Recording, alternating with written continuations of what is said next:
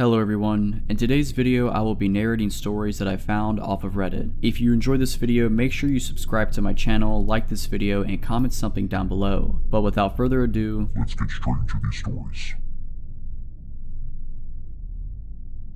I used to work late shifts at a mid-sized tech company located in a quiet business district. Our office was on the 18th floor of a 22-story building, and by the time I left each night, the building was almost entirely deserted. The only sounds were the occasional hum of the air conditioning and the faint buzz of the fluorescent lights. One night, I stayed later than usual, finishing up a report due the next morning. By the time I powered down my computer and grabbed my bag, it was past 11 p.m. The building felt unnervingly empty as I walked to the elevator. When the door slid open, the elevator was empty, exactly what I expected at that hour. I stepped inside, pressed the ground floor button, and leaned against the wall, staring at my phone to distract myself from the eerie silence. The ride down started normally, but somewhere around the 14th floor, the elevator jerked to a halt. I sighed, assuming it was just one of those old building quirks. Then, the doors opened. The hallway beyond was dark, not dim, pitch black, the kind of darkness where your eyes can't adjust because there's nothing to see. But something felt off. The air that seeped into the elevator was cold, almost damp, and carried an earthy smell like wet soil. I stepped forward instinctively, squinting into the blackness. When I saw it, a pair of faintly glowing eyes. At least, I think they were eyes. They hovered in the darkness, unblinking, staring straight at me. My stomach churned with a mix of fear and confusion. I froze, unable to process what I was looking at. Before I could move, the doors began to close. I scrambled back inside just as they shut.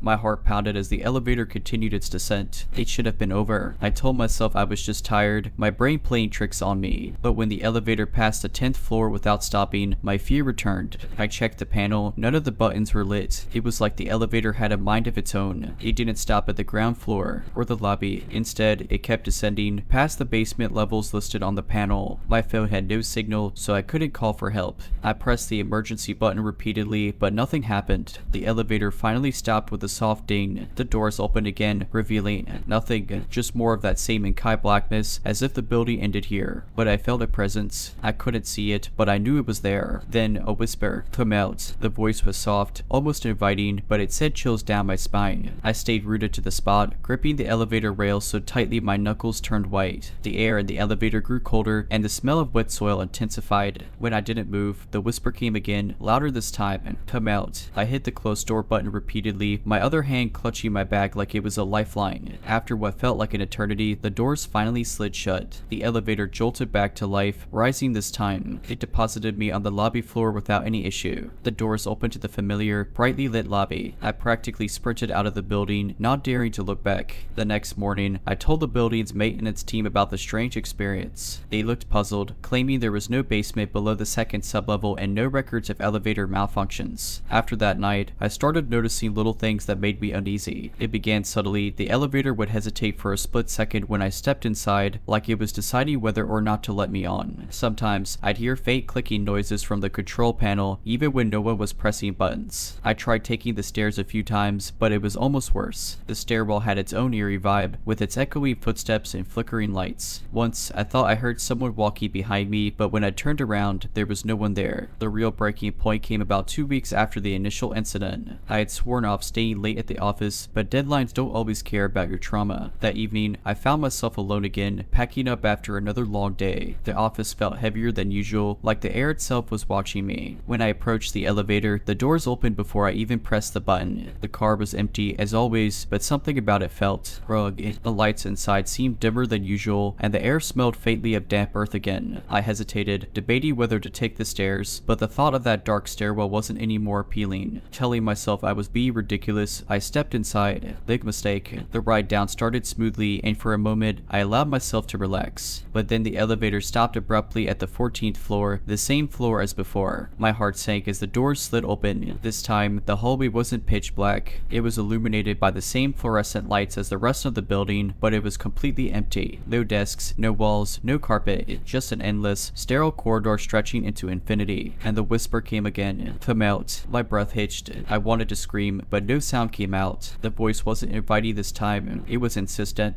demanding. The air felt oppressive, like it was pressing against against my chest, trying to force me forward. I don't know how I managed it, but I hit the close door button again. My hands were shaking so badly I could barely keep my finger on it. The doors began to close, but just before they shut completely, something darted past the threshold. It was fast, so fast I couldn't see what it was, but I felt it. A cold gust of air brushed against my leg, and I swear I heard a low growl. The elevator didn't move. The lights flickered violently, plunging me into near darkness. And then I felt it, a presence standing right behind me. I couldn't see it, but I knew it was there, breathing down my neck. "Come out," it whispered again, but this time, it sounded like it was right in my ear. I've lost it. I slammed every button on the control panel, praying for the elevator to move. Suddenly, with a jolt, it shot downward so fast I thought my stomach would flip inside out. The whispering stopped, replaced by a deafening silence. The elevator finally screeched to a halt. The doors opened, and I stumbled out onto the lobby floor, gasping for air. The lobby was quiet, the security guard absent, and the front doors already locked for the night. I didn't care. I ran to the nearest exit, banging on it until someone passing outside noticed and let me out. I haven't been back to that building since. I quit my job the next day without even returning for my things. Whatever was in that elevator, whatever it wanted, I wasn't sticking around to find out. I've told a few close friends about what happened, and while most of them think I was just overtired or overworked, I know what I experienced was real. Sometimes, late at night, I still hear that voice in my dreams, soft, insistent, and chilling. "Come out." The dreams didn't stop after I quit my job. If anything, they grew more vivid. In them, I was always back in the elevator, staring at the doors as they opened onto that endless, sterile corridor. The voice never varied. It was always the same whisper, soft but commanding. "Come out." But in the dreams, I could never resist. My legs would move on their own, dragging me into the hallway no matter how hard I fought. And every time I stepped out, I'd wake up in a cold sweat, my heart pounding like I'd been running for hours. About a month after leaving the job, I decided to see a therapist. I couldn't sleep, I was constantly on edge, and I couldn't shake the feeling that something was still following me. I didn't mention the elevator at first, I just talked about the stress of work and my nightmares. The therapist suggested it might be a manifestation of burnout, and for a while, I believed her. But then the strange things started happening again. It began with small, inexplicable events around my apartment. Lights would flicker when I entered a room, even though I'd replaced the bulbs recently. My phone alarm would go off at random hours, always at 11:14 p.m. or a.m., exactly the time the elevator stopped on the 14th floor that night. Once, I came home to find my front door unlocked, even though I was certain I'd locked it before leaving. The worst incident happened about 2 weeks ago. I was in my kitchen, washing dishes, when I heard the sound of the elevator ding, the exact same chime from my old office building. The sound shouldn't have been possible. I live in a small, one-story apartment with no elevator. I froze, my hand still submerged in soapy water. The ding echoed again, louder this time, as if it was coming from right outside my front door. My stomach dropped. Against every ounce of better judgment, I crept toward the door and peered through the peephole. The hallway outside was empty. Then I heard it. That whisper, faint but unmistakable. "Come out." I stumbled back, nearly tripping over myself as I scrambled to lock the door. I turned every lock, latched the chain, and even shoved a chair under the handle for good measure. My heart was racing so fast I thought it might burst. The whisper didn't stop. It grew louder, more insistent. I pressed my hands over my ears, trying to block it out, but it seeped into my mind like it was coming from inside me. "Come out." I don't know how long I sat there, curled up on the floor, rocking back and forth. Eventually, the whisper faded, leaving me in an oppressive silence. I didn't sleep that night, and I haven't slept much since. Now, I'm terrified to leave my apartment. Every time I step outside, I feel like something is watching me, waiting. Even in broad daylight, I'll catch glimpses of shadows in my peripheral vision or hear faint, echoey whispers when there's no one around. I've thought about moving, but deep down, I know it won't help. Whatever this is, it's not bound to a place, it's bound to me. It wants me to step into that endless hallway, and I'm afraid that if it gets the chance, I won't be able to stop myself. I don't know what's waiting for me on the other side, but I know one thing for sure. It won't stop until I find out.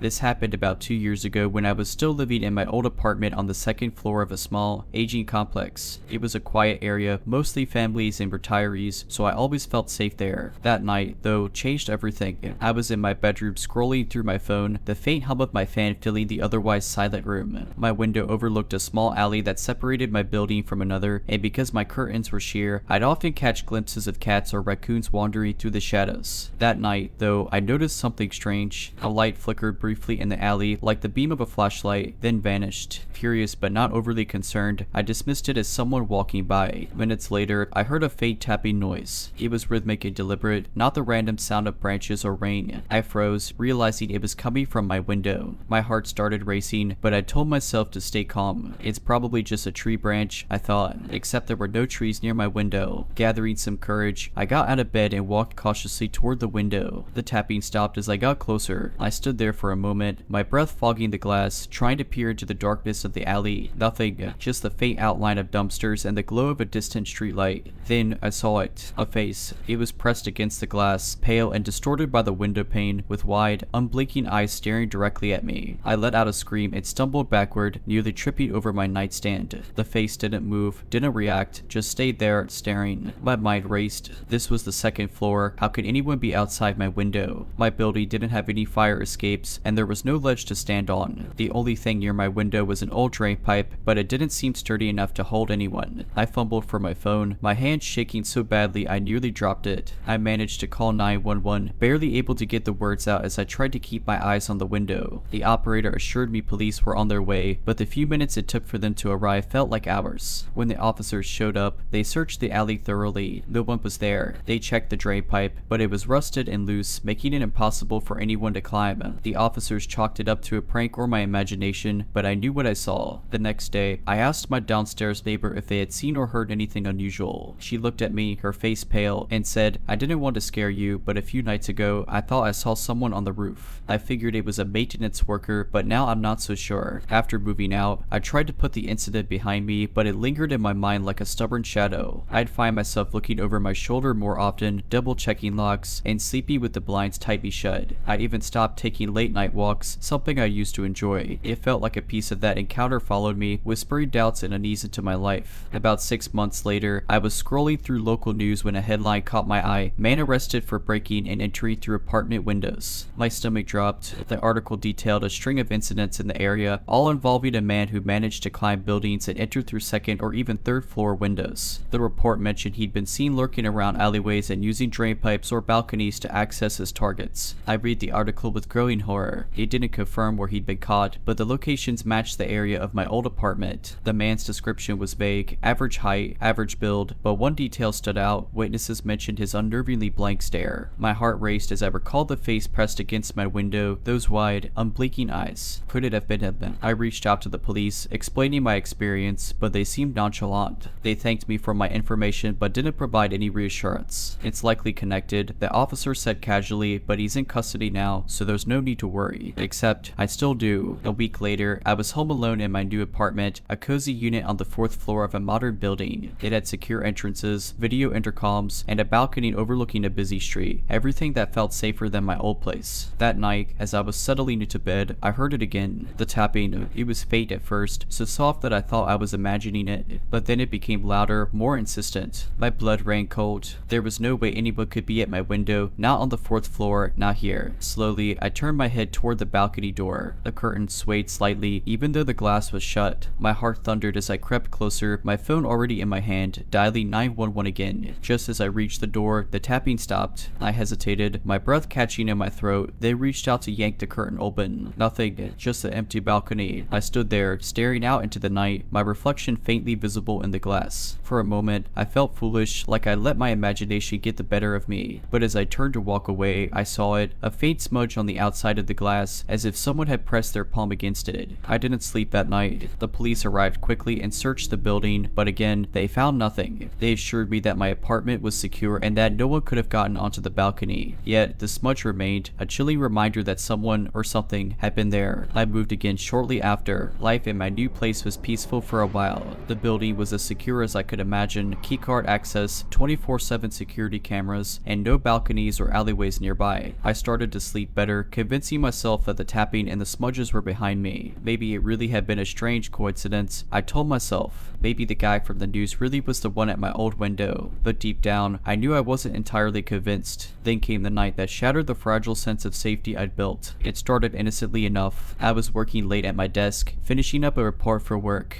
My new apartment didn't have much of a view, just a blank wall from the neighboring building about 15 feet away. I rarely looked out at the window because there wasn't much to see. As I worked, I noticed a faint flicker of movement out of the corner of my eye. I froze, staring at the window, but saw nothing. I chalked it up to my overactive imagination, the result of too much caffeine and too little sleep. I returned to my work, then I saw it again. This time, I didn't ignore it. I turned my desk lamp off to reduce the glare on the glass and leaned closer to the window. My heart sank into my stomach. There, faint but unmistakable, was a figure. It was standing in the narrow space between my building and the neighboring wall, staring up at my window. The figure was impossibly still, like a statue, and completely silent. I couldn't make out their features in the dim light, but I didn't need to. It was them, the window watcher. I scrambled for my phone, dialing the building's security desk. As I spoke to the guard, my eyes stayed glued to the figure. "There's someone outside my window," I whispered, my voice shaking. "On the ground, between the buildings." The guard assured me he'd check the cameras and send someone to investigate. I hung up and forced myself to keep looking at the figure, afraid that if I looked away, it would disappear, or worse, move closer. After what felt like an eternity, I heard the faint sound of footsteps in the hall and a knock at my door. It was the security guard. I quickly let him in and pointed to the window, but when we looked, the figure was gone. The guard went down to check the area while I watched from the safety of my apartment. He shone his flashlight into the narrow gap between the buildings, but it was empty. He came back up, shaking his head. "I don't see how anyone could have been standing there," he said. "It's too narrow, and there's no way in or out without climbing several stories." I showed him the spot where I'd seen the figure, and we reviewed the security footage together. To my horror, the camera pointed toward my building showed something moving in the shadows between the walls,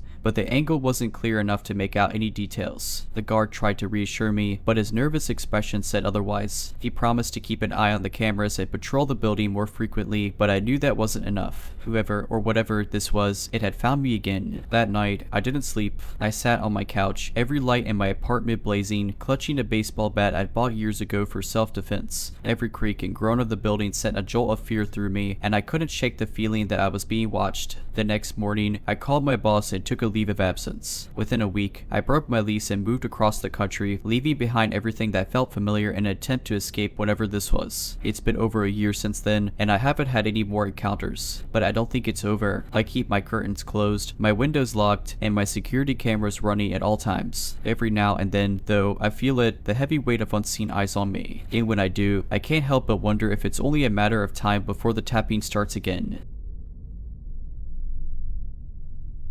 I just graduated from college and landed my first real job, so the place wasn't exactly luxurious, but it was affordable and felt safe enough. Or so I thought. The building was mostly filled with retirees or people who kept to themselves. The only neighbor I really noticed was the person in the apartment next to mine, Unit 3B. I never actually saw them, but I often heard faint music playing through the wall, always classical. It gave the apartment a weirdly cultured vibe, and I appreciated the white noise while I worked from home. One night, I was up late finishing a report for work. It must have been around 2 a.m. when I heard something strange, a soft, rhythmic tapping. At first, I thought it was someone walking down the hall, but it didn't fade away like footsteps. Instead, it stayed constant, almost like it was right outside my door. Curious but cautious, I peeked through the peephole. The hallway was empty. Shrugging it off as my tired brain playing tricks, I went back to work. The next morning, I noticed something odd. A small pile of dirt was right outside my door. I brushed it off as someone tracking in mud, but it stuck in my mind because it seemed too deliberate, almost like it was placed there on purpose. Over the next few weeks, small things started happening. I'd find my doormat slightly moved or see faint scratches on my doorframe. Once, I even heard whispering outside, but when I opened the door, no one was there. I began feeling uneasy, but I told myself it was nothing. Then one night, things escalated. I had just gotten into bed when I heard the music next door stop abruptly. That wasn't unusual, but what followed was a loud, deliberate knock on my wall, right where my bed was. I froze. It was the kind of knock that wasn't random. It felt purposeful, like someone was trying to get my attention. I didn't move, hoping they'd just go away, but then I heard something else, the faint sound of a door creaking open. Not mine, but the one next door. The hallway light seeped under my door, and I heard soft footsteps approaching. My heart was pounding as I grabbed my phone and dialed 911. The operator kept me calm while I whispered what was happening. The footsteps stopped right outside my door. I could see a shadow under the gap, someone standing there, waiting. Then there was a soft scrape, like something metallic dragging across the wood. The police arrived within minutes, but it felt like hours. When they knocked, the shadow disappeared, and I heard the door to Unit 3B slam shut. The officers checked my apartment and they went next door. Here's the part that still makes my skin crawl. Unit 3B was empty. The landlord confirmed that no one had lived there for over a year. The place was completely unfurnished, coated in dust. Yet, inside, the police found signs of someone squatting, cans of food, a sleeping bag, and worst of all, a journal. The journal had pages filled with ramblings, mostly incoherent, but my name was mentioned several times. It talked about watching me, learning my schedule, and waiting for the right moment. After moving out, I couldn't shake the feeling of being watched. Every creak of a floorboard or flicker of a shadow would send my heart racing. I started sleepy with my phone next to me and a heavy flashlight under my pillow. It felt like paranoia, but after what happened, I figured I had the right to be on edge. I hadn't told many people about the incident, just my parents and a couple of close friends. Most of them were supportive, but one friend, Rachel, seemed particularly concerned. She was the kind of person who loved true crime and had a knack for thinking like an investigator. Have you ever considered that this might not be random? She asked one evening when we were catching up.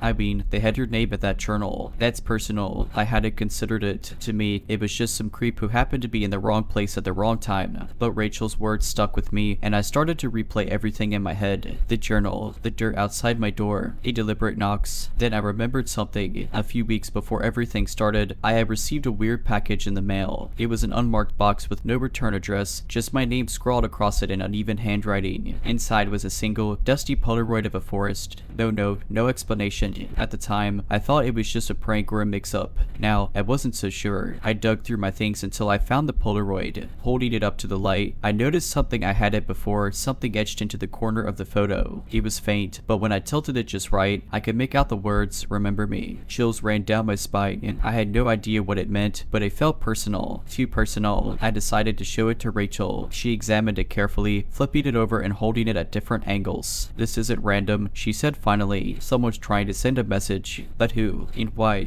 My mind raced through the possibilities. I wasn't the type to make enemies. I didn't owe anyone money, and I hadn't been in any dramatic relationships. I was just a regular person living a quiet life. Rachel suggested we report the photo to the police, but when I brought it to the station, the officer on duty didn't seem too interested. "It's creepy," he admitted, "but unless there's a direct threat, there's not much we can do." Weeks turned into months, and I tried to move on. I threw out the Polaroid, changed my phone number, and even deleted most of my social media accounts. Life slowly returned to normal, or at least it seemed to. But then, about 6 months after I moved out, I found another package on my doorstep. This one was smaller, wrapped in plain brown paper. My stomach dropped as I picked it up. There was no address, no markings, just my name in the same uneven handwriting. I opened it with trembling hands. Inside was a key, old, rusted, and tied to a small tag that read 3B. That's when I realized it wasn't over. Whoever this person was, they weren't done with me, and they wanted me to know it. After receiving the package with the key, my fight or flight instinct kicked into overdrive. I couldn't sleep, couldn't eat, and every creak of the floorboards or knock on the door sent me spiraling into panic. It felt like my life was unraveling. I decided it was time to stop being reactive and start taking action. I called Rachel, who immediately offered to come over and help me figure out my next steps. When she arrived, we laid out everything I knew: the journal from Unit 3B, the Polaroid, the new package, and of course, the key. Rachel studied the key carefully. "If this is really the key to 3B, we need to find out what's in there. Something this person left behind." "You're joking," I said, horrified. "I'm not going back to that place." "You don't have to," Rachel said. "But I will." I argued with her, but Rachel was adamant. She wanted to get to the bottom of this just as much as I did. Eventually, I caved, on the condition that we'd go during the day and that I'd call the police if anything seemed even remotely off. The next morning, we drove to the old apartment complex. Just being there made my skin crawl, but Rachel was unfazed. She walked straight to the front door, key in hand, and turned to me with a reassuring smile. "Stay put," she said. "I'll be quick." I watched her disappear inside. The minutes dragged on, and my anxiety grew with each passing second. Finally, after what felt like an eternity, she reemerged, her face pale and her hands shaking. She was clutching a small, weathered notebook. "You need to see this," she said, her voice trembling. We got back to my place and sat at the kitchen table as Rachel opened the notebook. It was filled with the same messy handwriting as the journal the police had found. Most of it was gibberish, fragments of sentences and strange symbols, but a few pages stood out. On one page, there was a list of names. Mine was circled, with a date written next to it, the day I moved into the apartment. On another page, there was a crude sketch of my old door, complete with the scratches I'd noticed months earlier. But the final page was the worst. It simply read, "I'm waiting." Rachel and I stared at each other in stunned silence. Whoever this person was, they had been planning something for a long time, and the fact that they'd managed to find me even after I moved proof meant they were still out there watching. I called the police again, and this time they took it more seriously. They promised to investigate further and stationed an officer near my apartment for a few nights. But despite their efforts, nothing ever came of it. The trail went cold. For weeks, I was a nervous wreck, jumping at every shadow and double checking every lock. But eventually, the packages stopped and life began to settle down again. I moved to a new city, started therapy, and tried to put the whole ordeal behind me. It's been 2 years now, and I haven't received any more mysterious packages or seen any signs of the person from 3B. But sometimes, late at night, I still hear that rhythmic tapping in my head, and I can't help but wonder if someday I'll open my door to find another package waiting for me. My friend, Emily, was renovating her house, but the interior was mostly livable. She just asked me to keep an eye on things, water her plants, and make sure no one messed with the construction materials outside. Simple enough. The house was a 2-story, modern-style build with large windows that overlooked the forest. The backyard wasn't fenced in yet, and beyond it was nothing but trees. At night, the place felt eerily isolated, but I brushed it off as nerves. I was doing Emily a favor, and I wasn't about to back out over a little spookiness. On my second night there, I was in the living room scrolling on my phone when I heard a faint tapping sound. It was rhythmic and deliberate, coming from somewhere upstairs. I froze, my mind racing with every horror story I'd ever read. After a few seconds of silence, I convinced myself it was just the wind or some creaky part of the unfinished house. But then it happened again, this time louder. I grabbed the flashlight Emily had left by the door and crept upstairs. The tapping seemed to be coming from one of the empty rooms at the back of the house. My heart pounded as I pushed open the door, half expecting to see, I don't know, a bird or a loose branch hitting the window. Instead, the room was empty. Relieved but still uneasy, I turned to leave. That's when I noticed something odd. Faint footprints in the layer of construction dust on the floor. They weren't mine. I hadn't been in this room since I arrived, and these prints led to the closet. My stomach dropped. Summoning every ounce of courage I had, I yanked the closet door open, ready to swing the flashlight like a bat. The closet was empty, too. No sign of anyone. The footprints ended there. I hurried back downstairs, triple-checked that all the doors were locked, and tried to convince myself I'd imagined it. Maybe the prints were old, left by a worker before I arrived. Yeah, that had to be it. Except that night, as I lay in bed staring at the ceiling, I heard it again. The same tapping. This time, it was coming from the walls. I didn't even hesitate. I grabbed my keys, bolted out of the house, and drove to a nearby diner where I stayed until morning. When I told Emily what happened, she was surprisingly calm. She explained that she'd heard the tapping before but had always assumed it was just the house settling or animals in the walls. She promised to have it checked out when she got back. A few weeks later, Emily called me, her voice shaking. During a routine inspection, the contractor found a small crawl space behind the upstairs closet. It wasn't on the blueprints, and it wasn't part of the original design. Inside, they found a sleeping bag, empty food wrappers, and a notebook filled with detailed notes about the house and about Emily. Emily told me she handed the notebook over to the police, who took it very seriously. According to her, the notes weren't just about the house's layout or the construction schedule, they were about her. Things like what time she usually got home, her favorite meals, and even her sleeping habits. One entry chilled me to the bone. The friend staying over doesn't follow the same routine. She's skittish, keeps checking the doors. I'll wait until she leaves. The police searched the property but didn't find anyone. They suspected whoever it was had been living in the crawl space for a while, using the construction as a cover to come and go. The unfinished nature of the house, combined with the isolated location, made it the perfect hideout. Emily had the crawl space sealed off and installed security cameras throughout the property. She also moved in with her parents for a while just to feel safe again. As for me, I couldn't shake the feeling that whoever it was had been watching me too, waiting, studying. I replayed the nights I stayed there over and over in my head, wondering how close they might have been. Months passed, and life went back to normal, at least on the surface. Emily eventually returned to her house, and we tried to laugh it off as a creepy story to share at parties. But deep down, I think we both knew it was more than that. About 6 months later, I got a call from Emily. She sounded panicked. "Did you get one too?" She asked. "One what?" I said, my heart sinking. "A note," she whispered. "It was on my porch this morning. It just said, 'I missed the view.'" I didn't get a note, but that didn't make me feel any safer. Whoever had been in that crawl space had moved on, but the thought of them still lurking, still watching, keeps me awake at night. After Emily found the note, we both went into full panic mode. She immediately called the police, who treated it as a stalking case. They combed through the security footage from the cameras she had installed, but frustratingly, there was nothing out of the ordinary. No one had been caught on video approaching the house. It was as if the note had had just materialized out of thin air. I decided to stay with Emily for a few nights. I didn't want her to be alone, and honestly, I didn't feel safe in my own place anymore. We kept every light on in the house, double-checked all the locks, and even slept in shifts, one of us staying awake to keep watch. They felt ridiculous, like we were in some low-budget horror movie, but the fear was all too real. On the third night, around 2 a.m., I was on watch while Emily slept on the couch next to me. The house was dead silent except for the faint hum of the refrigerator. I was scrolling on my phone, trying to keep myself awake, when I noticed movement out of the corner of my eye. I froze. It was subtle at first, just the faintest shadow shifting across the backyard. I turned off my phone screen and stared out the massive windows, my heart pounding in my chest. At first, I thought it might be a deer or some other animal, but then I saw it again, a figure low to the ground, moving toward the house. I didn't breathe.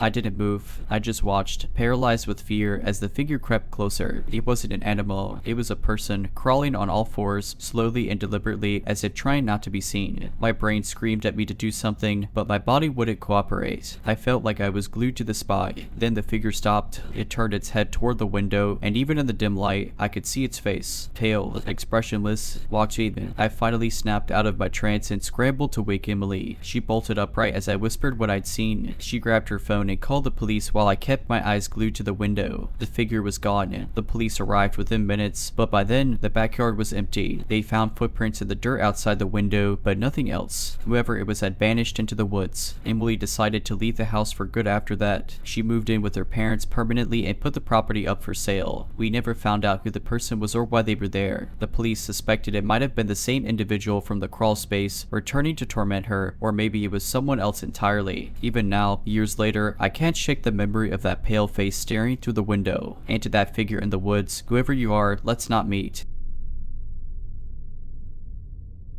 I grew up in a quiet, suburban neighborhood where nothing ever happened, the kind of place where kids rode bikes until sunset and neighbors waved while mowing their lawns. But there was one oddity on our street, the house at the end of Willow Lane. It wasn't abandoned, but it might as well have been. The shutters hung crooked, the paint peeled in strips, and the lawn was overgrown with weeds taller than I was. We used to dare each other to run up and touch the door. No one ever did. It was said that a woman named Mrs. Havisham lived there, though none of us had ever seen her. My parents brushed off the rumors as kids' overactive imagination, but there were always stories about strange lights flickering in the windows at odd hours or muffled voices drifting from the house on still nights. One summer evening, curiosity got the better of me. My friend Liz and I were sitting on her porch, daring each other to finally investigate the house. After much nervous laughter, we decided to go. Armed with flashlights, we crept down the street, adrenaline coursing through us. The closer we got, the quieter the world seemed to become. The crickets and cicadas, so loud moments before, went silent. Even the air felt heavier. The house loomed before us, its shadow stretching across the cracked sidewalk. Liz was braver than me, or at least she pretended to be. She marched up to the front gate and pushed it open with a loud creak. I followed, my heart hammering in my chest. "Let's just peek through a window," she whispered, as if the house could hear us. We moved toward the side of the house where a single window was half covered by a threadbare curtain. Liz pressed her face to the glass, cupping her hands around her eyes. Suddenly, she stumbled back, her face pale. "What is it?" I whispered. "There's someone sitting in there," she said, her voice shaking. I couldn't stop myself. "I have to see." I leaned forward and peered inside. The room was dimly lit, but I could make out a figure, an impossibly tall man standing in the corner, his back to the window. His posture was unnaturally rigid, like a mannequin, and then his head turned slightly, just enough for me to see the outline of his face. Except it wasn't a face. It was smooth, blank. Before I could scream, Liz grabbed my arm and yanked me away. We ran as fast as we could, not stopping until we were back on her porch. We didn't tell anyone. Who would believe us? But the next morning, the house at the end of Willow Lane was gone. Not boarded up, not demolished, just gone. In its place was an empty lot, as though the house had never existed. Over the years, I tried to convince myself it was just my imagination, that we'd both gotten spooked and concocted some elaborate memory to explain what we thought we saw. Life moved on, and I left my childhood home behind, moving to another city for college and eventually settling down in a small apartment of my own. But the memory of that night stayed with me, buried deep but always there, like a splinter just under the skin. Then, last month, it happened again. I was walking home from a late shift at work. My neighborhood isn't as quaint as the one I grew up in, but it's quiet and safe enough. The streets were deserted, lit only by the occasional street lamp. As I rounded the corner to my block, I saw a house I didn't recognize. It sat at the end of the street, where there should have been an empty lot. It looked eerily familiar, peely paint, broken shutters, and overgrown lawn. My stomach dropped. It was the house. I froze. My mind raced with excuses. Maybe I was tired, or or my mind was playing tricks on me. But as I stared at it, I noticed something that made my blood run cold. The window on the side of the house had the same threadbare curtain, and it moved. The curtain twitched, as if someone had brushed past it. I couldn't breathe. My feet felt rooted to the ground, but my brain screamed at me to run. Before I could make a decision, the front door creaked open. A figure stepped out, tall and impossibly thin, its movements jerky and unnatural. It was the same thing I'd seen all those years ago, the blank-faced man. He stood on the porch, his head tilting slightly as though he were listening for something. Then he started walking toward me. I turned and ran, my heart pounding in my chest. I didn't dare look back, but I could hear the sound of heavy, uneven footsteps following me. My apartment was only a few blocks away, but it felt like miles. When I finally reached my building, I fumbled with my keys, my hands shaking so badly I dropped them twice. I slammed the door shut behind me and bolted it, pressing my back against the cool wood as I tried to catch my breath. The footsteps had stopped. I peeked through the peephole, expecting to see the street empty, but instead, he was there, standing just outside the door. His head tilted slightly, as if he could see me through the tiny lens. I didn't sleep that night. I sat in the middle of my living room with every light on, clutching a kitchen knife and praying for dawn. When the sun finally rose, he was gone. I reported it to the police, but they found nothing. No footprints, no signs of forced entry, nothing to suggest anyone had been there. Now, every night, I check my locks twice. I leave no windows uncovered, no lights off. But sometimes, in the silence, I hear faint, uneven footsteps outside my door, and I know he's still watching. I've tried to move on with my life. Therapy, self-defense classes, even relocating to another part of the city, anything to feel safe again. But the feeling of being watched never truly goes away. It's like a shadow that follows me, just out of sight, but always there. The footsteps outside my door became sporadic, sometimes weeks or even months apart. At first, I thought maybe I was imagining them. Then, one night, I found something slipped under my door, a single piece of paper with a crude drawing of the house at the end of Willow Lane. The details were unmistakable. The broken shutters, the overgrown lawn, the peeling paint, it was all there. I stared at the drawing, my hands trembling. There were no words, no explanation, just the image. I stuffed it into a drawer and tried to convince myself it was a prank, though deep down, I knew better. The next few weeks were quiet. No footsteps, no strange notes. I started to relax, almost believing it was over, until last Tuesday. I was on my way home after dinner with a friend, walking down my apartment hallway when I noticed something odd. My door was ajar. I distinctly remember locking it before I left, double checking as I always do. My stomach churned as I pushed it open cautiously. Everything inside looked normal, nothing was missing or out of place. But then I saw it. On my coffee table was another drawing, this one more detailed. It showed the house again, but this time there was a figure in the window. I recognized him immediately, the blank-faced man. The air felt heavy, suffocating. I grabbed the drawing and bolted out of my apartment, driving straight to my friend Liz's house. I hadn't spoken to her in years, but she was the only person who might understand. When she opened the door, she looked shocked to see me. "I need to talk to you," I said, holding up the drawing. Her face went pale. She let me in, and as I explained everything, her hands trembled. When I finished, she pulled out a small box from her closet and handed it to me. Inside were old photos, notes, and another drawing of the house. She'd been getting them too, for years, but she never told anyone. "It never stops," she said quietly. "It doesn't matter where you go or what you do. It finds you." Her words felt like a death sentence. We stayed up all night, comparing stories and trying to piece together what this thing wanted. But the more we talked, the more questions we had. Then, around 3 a.m., there was a knock at her door. We froze. The sound was deliberate, slow, and heavy. "Don't open it," Liz whispered, clutching my arm. But we didn't need to. A moment later, a folded piece of paper slid under the door. Neither of us moved until the footsteps faded away. When we finally worked up the courage to pick it up, it was another drawing. This time, it was of Liz's house. We didn't sleep after that. By dawn, I left, promising to stay in touch. But deep down, I think we both knew there was nothing we could do. Now, every time I pass a quiet street or an overgrown lot, I brace myself, half expecting to see that house standing there again. And when I do, I'll know my time is up. To anyone reading this, if you ever see the house at the end of Willow Lane, walk away. Don't look inside. Don't try to understand. Just leave and hope it doesn't follow you. Because once it finds you, it never lets go.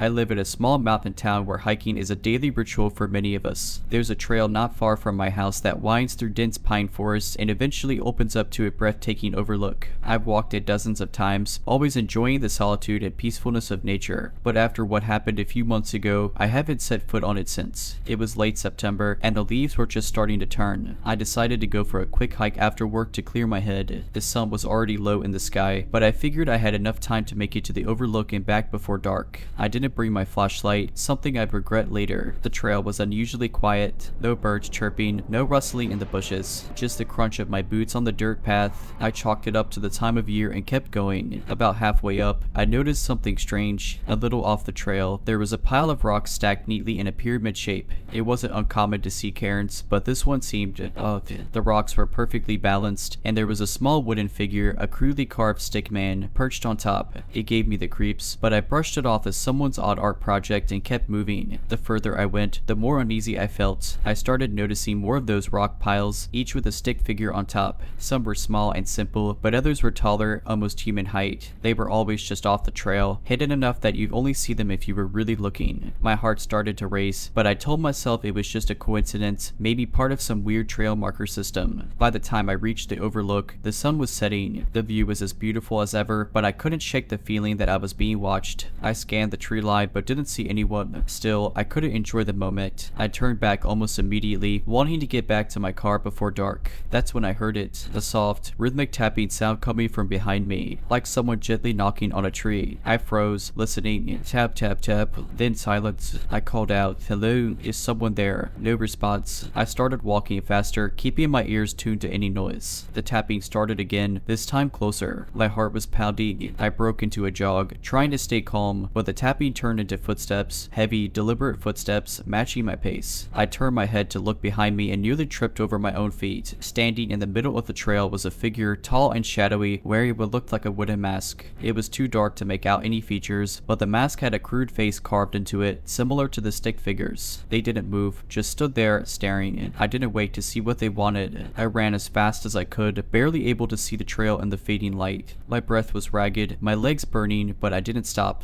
The footsteps followed me, gaining on me. At one point, I swear I heard more than one set. When I finally saw the parking lot, I almost cried with relief. I sprinted to my car, fumbling with my keys. As I started the engine and turned on the headlights, I saw them again. Two figures now, standing at the edge of the woods, their masks glowing eerily in my high beams. They didn't move, just watched as I sped away. I reported the incident to the local authorities, but they didn't find anything. No rock piles, no figures, nothing. They suggested it was a prank or that I had imagined it. Maybe they're right, but I know what I saw. After that night, the trail that had once felt like a sanctuary now felt like a trap. I tried to convince myself it was a prank, but every time I closed my eyes, I saw those figures, their unmoving masks, and the way they seemed to blend into the forest like they belonged there. A few weeks later, I started noticing small, unsettling things around my house. A wooden figure showed up on my front porch one morning, propped against the door. It looked just like the ones on the rock piles, its crude limbs outstretched as if reaching for me. I tried to rationalize it. Maybe some neighborhood kids were playing a joke, but deep down, I knew it wasn't random. Then came the tapping. It started faintly, late at night. At first, I thought it was the wind or a tree branch against the side of the house. But as the nights went on, the tapping grew more deliberate. It would move from one side of the house to the other, slow and steady, like someone was walking the perimeter. One night, I couldn't take it anymore. I grabbed a flashlight and threw open the back door. Nothing, just the empty yard bathed in pale moonlight. But as I stood there, trying to convince myself I was imagining things, I noticed something near the edge of the woods. A rock pile, like the ones on the trail, with another stick figure perched on top. My blood ran cold. The next morning, I found more of them, one by the mailbox, another near the garage. Each one slightly different, as if someone had spent time crafting them specifically for me. I took pictures and called the police again. They came, looked around, and told me the same thing as before. It was probably a prank, nothing to worry about. They said they'd increase patrols in the area, but I could tell they didn't take me seriously. That evening, I decided to stay with a friend in town. As I packed a bag, I felt a strange sense of relief, like putting distance between myself and the house would keep me safe. But as I locked the door behind me and turned to leave, I froze. In the middle of the driveway stood one of the masked figures. This time, it wasn't alone. Two others flanked it, all of them wearing those horrifying, crude wooden masks. They didn't move, didn't make a sound, just stood there, blocking my path. My survival instincts kicked in. I dropped my bag, bolted back inside, and locked every door and window I could. My hands were shaking as I dialed 911. A dispatcher assured me someone was on their way, but I didn't feel safe. I grabbed a kitchen knife and huddled in the corner of the living room, waiting. It felt like hours before I saw the red and blue lights flashing outside. The police searched the area but found no one. The rock piles and figures were gone, as if they'd never been there. The officers tried to reassure me, but I could see the unease in their eyes. They suggested I stay with someone for a while and promised to keep an eye on the property. I haven't been back to the house since. I sold it a month later, losing money but gaining any peace of mind. I moved to a different state, far from the mountains and the woods. I don't hike anymore, and I keep my doors and windows locked at all times. I still don't know who or what those figures were. I don't know if it was a cult, some deranged individuals, or something worse. But I do know this: they wanted me to know they were there. They wanted me to feel watched, hunted. After moving to a different state, I tried to rebuild my life. I found a small apartment in a bustling city, far from any forests or quiet trails. The constant noise of traffic and the distant hum of people gave me comfort. It felt like I could finally disappear into the crowd. For months, I didn't see or hear anything out of the ordinary. I even started to think that maybe I'd escaped whatever or whoever it was. But that peace didn't last. One evening, as I was unpacking a box of old belongings, I found something that shouldn't have been there. At the bottom of the box was a small, wooden figure, crude, familiar, and unmistakable. My hands trembled as I held it. I had unpacked this. I was certain of it. My stomach churned at the realization they had found me. I debated calling the police again, but what could I say? That someone had mailed me a stick figure. That wouldn't explain the fear crawling under my skin. I decided to throw it away, hoping that getting rid of it would sever whatever connection they had to me. For a few weeks, nothing happened. I almost convinced myself it was a coincidence or some cruel prank. But then the tapping started again. This time, it was against the windows of my third-floor apartment. Soft, deliberate knocks that seemed to come from outside. My heart raced as I pulled back the curtain, half expecting to see one of those masked figures staring back at me. But there was nothing, just the empty city street below. The tapping continued every few nights, always at odd hours. I stopped sleeping, spending my nights clutching the knife I kept under my pillow. I even considered moving again, but I couldn't bear the thought of uprooting my life a second time. Instead, I installed security cameras around my apartment. I needed proof, something to show the police if this escalated. The first night with the cameras was uneventful. The second night, however, wasn't. When I reviewed the footage the next morning, my stomach dropped. Around 3 a.m., the camera facing my living room window captured something, or someone, standing on the fire escape.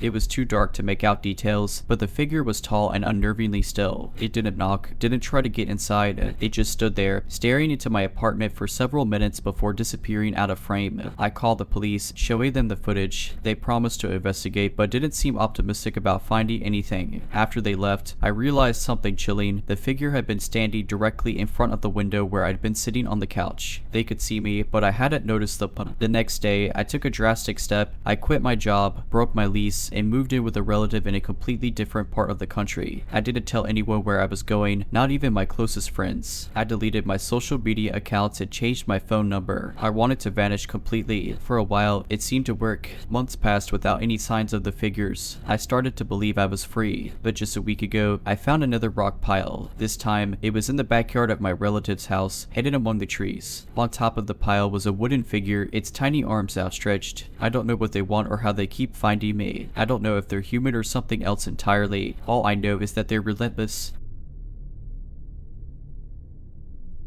When I was in college, I had an internship with a small-town historical society in the Midwest. It wasn't exactly thrilling work, but I needed the credits. Part of my job involved cataloging old photographs, letters, and maps, and I occasionally got sent to remote properties to document landmarks. One sunny Friday afternoon, my supervisor, Linda, handed me a clipboard with a list of items to photograph at an old Victorian house on Blackberry Lane. She said it had recently been added to the historical registry and the owner was eccentric, but harmless. She chuckled when she said that, which should have been my first red flag. When I arrived at the house, it was even more imposing than I expected. It stood 3 stories tall, its paint peeling in places, with ivy crawling up the walls. The windows seemed to glare down at me like unblinking eyes. I parked my car in the overgrown driveway and walked up to the front porch. The owner, Mr. Whitaker, greeted me at the door. He was an older man with wire-rimmed glasses and a stooped posture. He seemed polite, but his movements were jittery, like he was constantly looking over his shoulder. The house has been in my family for generations, he said as he led me inside, but some things are better left forgotten. Another red flag. The interior smelled musty, like old books and damp wood. The furniture was covered in sheets, and cobwebs draped the corners of the high ceilings. He showed me the areas he wanted me to document: a dusty parlor, an ornate staircase, and an upstairs bedroom with a peculiar circular window. While I was taking photos in the bedroom, I heard a faint creak behind me. I turned around, expecting to see Mr. Whitaker, but the hallway was empty. Old houses make noises, I muttered to myself, trying trying to shake the uneasy feeling creeping over me. I finished my work upstairs and headed back down, only to find Mr. Whitaker standing at the foot of the staircase, staring up at me. His expression was blank, almost trance-like. "Are you okay?" I asked nervously. He snapped out of it and gave me a weak smile. "Oh, yes, just reminiscing." He insisted I take photos of the basement before leaving. I hesitated. Something about the basement felt rugged, but I didn't want to seem unprofessional, so I followed him down. The basement was cold and dimly lit, with exposed stone walls and a dirt floor. In the corner stood an antique sewing machine, and beside it, a mirror with a cracked frame.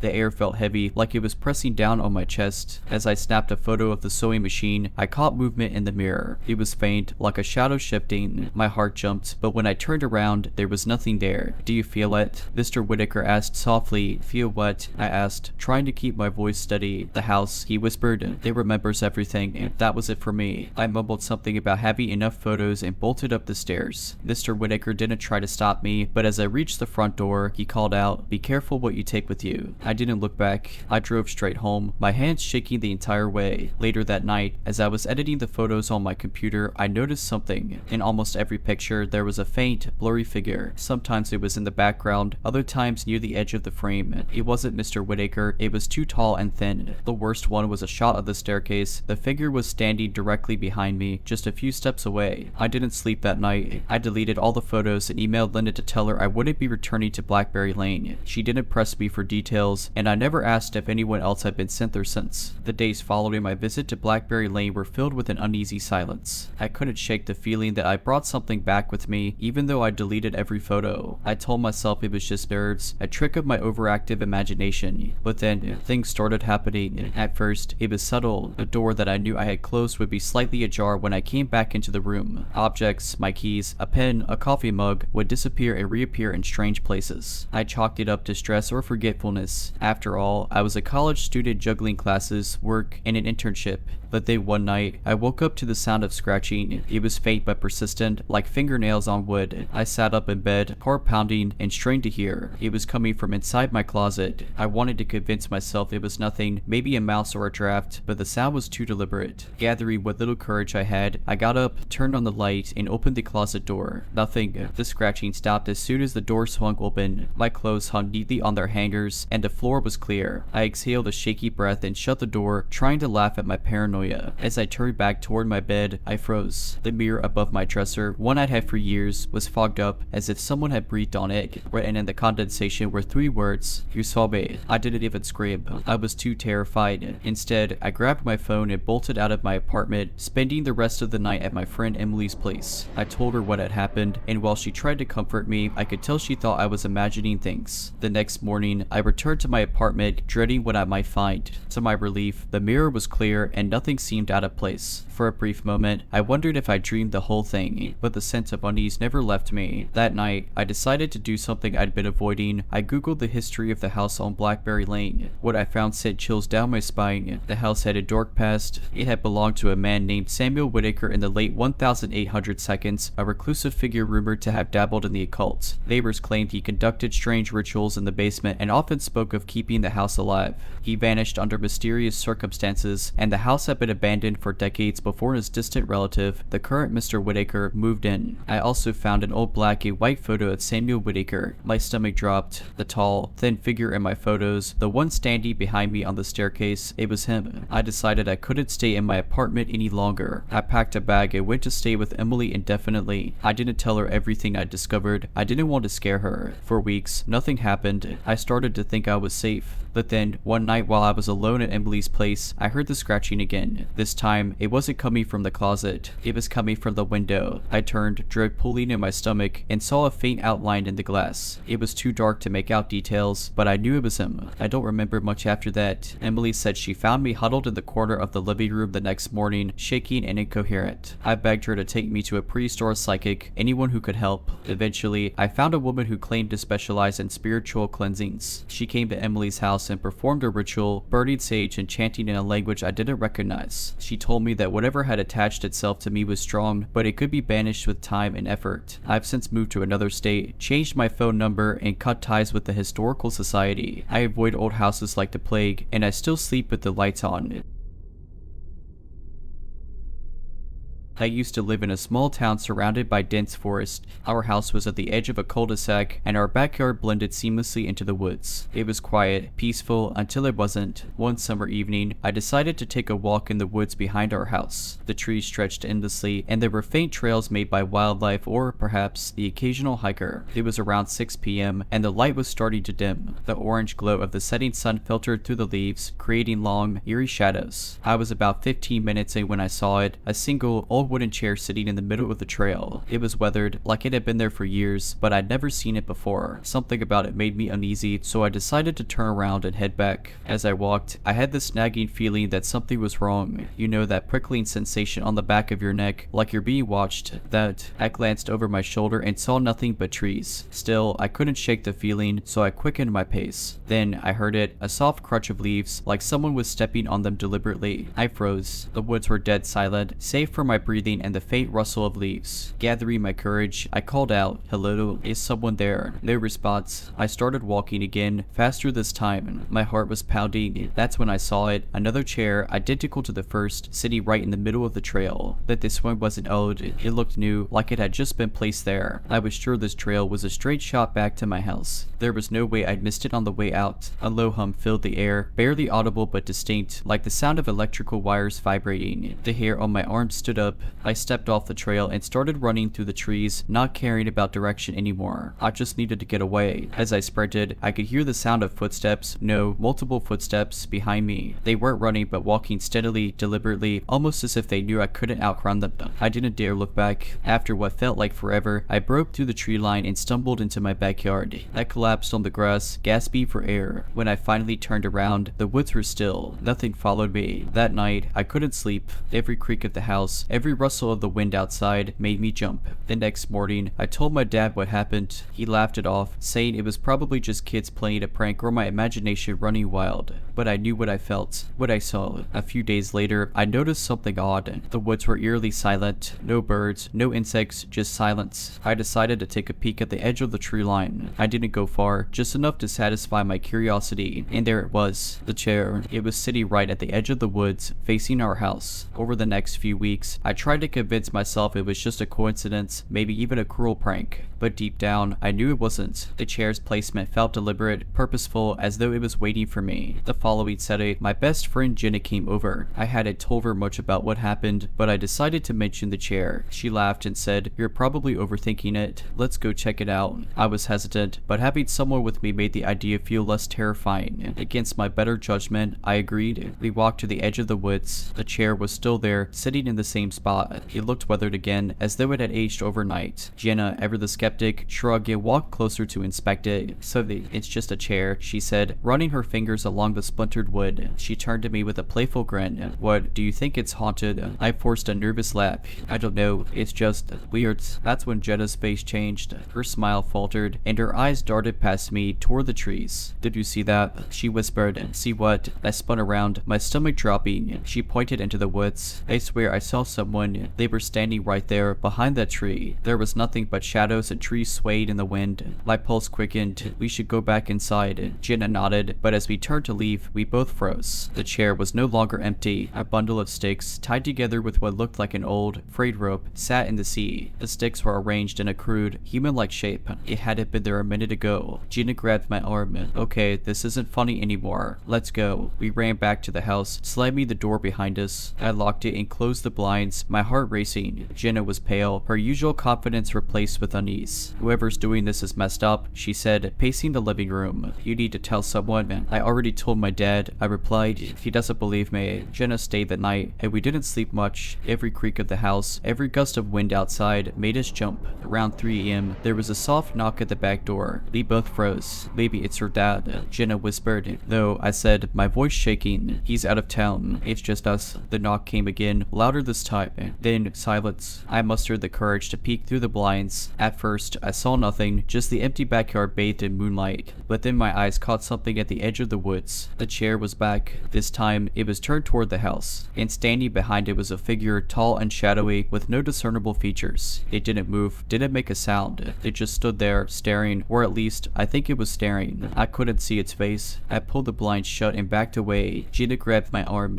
"What did you say?" "We need to call the police," I said, barely able to get the words out. We dialed 911 and the dispatcher assured us someone would be there soon. When the police arrived, the figure and the chair were gone. They searched the woods but found nothing, no footprints, no signs of anyone being there. The officers were polite but clearly skeptical, probably some teenagers trying to scare you. One of them said, "We'll keep an eye on the area, but let us know if it happens again." Jenna never came back to my house after that night. I couldn't blame her. I didn't feel safe there either. A few months later, my family moved to a different town. I still think about the chair sometimes and the figure that stood behind it. Whatever it was, it wanted me to know it was there. And to this day, I wonder if it ever followed us. For a while, I thought the move would put it all behind me. Our new home was in a suburban neighborhood, miles away from any woods. It felt safe, ordinary, but even as life returned to normal, I couldn't shake the feeling that something was still watching me. It started small. One evening, I was unpacking boxes in my new bedroom when I noticed the blinds swaying slightly, though the window was closed. I chalked it up to a draft and didn't think much of it. A few days later, I found a bundle of sticks in the corner of our front yard, tied with what looked like old twine. My stomach dropped. I tried convincing myself it was just kids playing around. Maybe it had been there all along, and I hadn't noticed. But deep down, I knew better. A week later, I was walking to school when I spotted something at the far end of the street. It was subtle, almost easy to miss. A chair. It was sitting on the sidewalk, tilted slightly like it had been carelessly left there. It looked old and worn, just like the ones in the woods. I froze. My first instinct was to run, but I forced myself to keep walking, refusing to look at it again. By the time I got home that afternoon, the chair was gone. That night, I dreamed of the woods again. The trees stretched endlessly, dark and suffocating. In the dream, I was walking toward the chair, drawn to it as if I had no control over my body. When I reached it, the figure was there, standing behind it. I couldn't make out its face, just a shape, darker than the shadows around it. It leaned forward, and I woke up gasping for air. I told my parents about the dream, about the chair I'd seen on the sidewalk. They dismissed it as stress from the move, saying I just needed time to adjust. But I could see the worry in their eyes. A few nights later, I woke up to a soft creaking noise. It sounded like wood groaning under weight, like someone was rocking back and forth in an old chair. My heart raced as I lay there, straining to hear. The sound was faint but unmistakable. It was coming from outside my window. Summoning every ounce of courage, I crept to the window and peeked through the blinds. My backyard was empty at first, but then I saw it. In the corner of the yard, just beyond the glow of the porch light, was the chair. It faced the house, and behind it stood the figure. It didn't move. It didn't make a sound, but somehow I felt it watching me. I stumbled back from the window and ran to my parents' room, barely able to get the words out. My dad grabbed a flashlight and went outside to check, but by the time he got there, the chair and the figure were gone. The next morning, there was another bundle of sticks on our front porch. We called the police again, but they found no evidence of anyone being there. No footprints, no signs of entry. The officer suggested installing cameras, which we did. For a while, the activity stopped. No chairs, no figures, no bundles of sticks. But then, last week, I checked the footage from one of the cameras after hearing a faint noise in the middle of the night. My blood ran cold. There, at the edge of the frame, was the chair, and standing behind it, almost blending into the darkness, was the figure. It stood there for hours, motionless, before finally fading back into the night. I don't know what it wants, or why it keeps following me, but I have a sinking feeling that no matter where I go, it will always find me. A few years ago, I moved into a cozy little townhouse in the heart of the city. It wasn't anything fancy, but the rent was cheap, and it was within walking distance of my job. My unit faced a narrow alley, and directly across from me was an older, run-down apartment building. Most of the windows were dark, with the exception of one on the third floor. That window caught my eye the very first night. The light inside was dim and flickering, like it came from a dying bulb or an old TV. I couldn't make out much, but I could see a silhouette, a person sitting in a chair, always facing my direction. It was unnerving, but I brushed it off. Maybe it was just someone watching TV, and the angle made it look like they were staring at me. For the first few weeks, I tried to ignore it. I'd close my curtains, but curiosity always got the better of me. I'd peek out, and sure enough, the figure was still there. They never moved, never shifted, just sat there, facing my window. One night, after a particularly long day, I decided to confront my fear. I rationalized it in my head. Maybe it was a mannequin or a trick of the light. Grabbing a flashlight, I opened my window and shined the beam toward the third floor window. The light hit the glass, and for the first time, I saw it clearly. It wasn't a mannequin, and it was a man, gaunt and pale, with sunken eyes and an unsettling grin stretched across his face. He didn't flinch or react to the flashlight. He just stared. I slammed my window shut, my heart racing. The next morning, I called the building's management, pretending to be a concerned neighbor. I asked about the occupant of that unit, but the manager told me the apartment had been empty for months. I didn't sleep that night, or any night after that, for a while. The light in the window never went went out and the figure never moved. I started to avoid looking at it altogether. About a month later, I was woken up in the middle of the night by a loud knock on my door. When I checked the peephole, no one was there. I opened the door cautiously, and lying on my doormat was a folded piece of paper. Written on it in shaky, scrawled handwriting were 4 words: "I see you too." I moved out the next day. After moving out of that townhouse, I managed to find a place further uptown. It wasn't as cheap, but it had something my old home never did: peace of mind. At least, that's what I told myself. For months, I didn't see or hear anything strange. The light in the alley, the silhouette, the note, it all felt like a bad dream that had finally ended. I started to convince myself that maybe it was a prank or some overactive imagination on my part. Life went on. But then, about 6 months later, something happened that made it all come rushing back. It was a Sunday evening, and I was unpacking a box of old books that I'd never bothered to sort through since the move. At the bottom of the box was a framed photo of me and my younger sister taken a couple of years earlier at a family reunion. We were standing in front of a large oak tree, grinning ear to ear. What caught my attention was something I hadn't noticed before. In the background of the photo, partially obscured by the tree, was a man. He was blurry, but the sunken eyes and unsettling grin were unmistakable. I stared at the photo for what felt like hours, my mind racing. How had I not seen this before? Was this some kind of sick coincidence, or had he been following me long before I'd even noticed? I showed the picture to my sister the next day. She didn't remember seeing anyone near us when the photo was taken, but as we talked, she hesitated, like she was holding something back. Finally, she said, "You know, I didn't want to scare you, but when I stayed at your old place that one weekend, I thought I saw someone outside your window. I didn't mention it because I thought it would freak you out." My stomach dropped. That was the same weekend I'd gone out of town for work. My sister had stayed there alone. After that, I became hyper aware of my surroundings. I'd catch myself glancing over my shoulder, locking and relocking my doors, even checking under the bed like a kid afraid of monsters. It felt like paranoia, but I couldn't shake the feeling that I was being watched. The final straw came a few weeks ago. I was walking home from work late one night, cutting through a park to save time, and it was quiet, with only the faint hum of distant traffic. As I passed a line of trees, I felt it, a prickling sensation on the back of my neck, like someone was watching me. I turned around, and there he was, the man from the window. He was standing about 30 feet away, partially hidden behind a tree. His grin was wider than I'd ever seen, and his head was tilted at an unnatural angle. I froze, unable to move or breathe.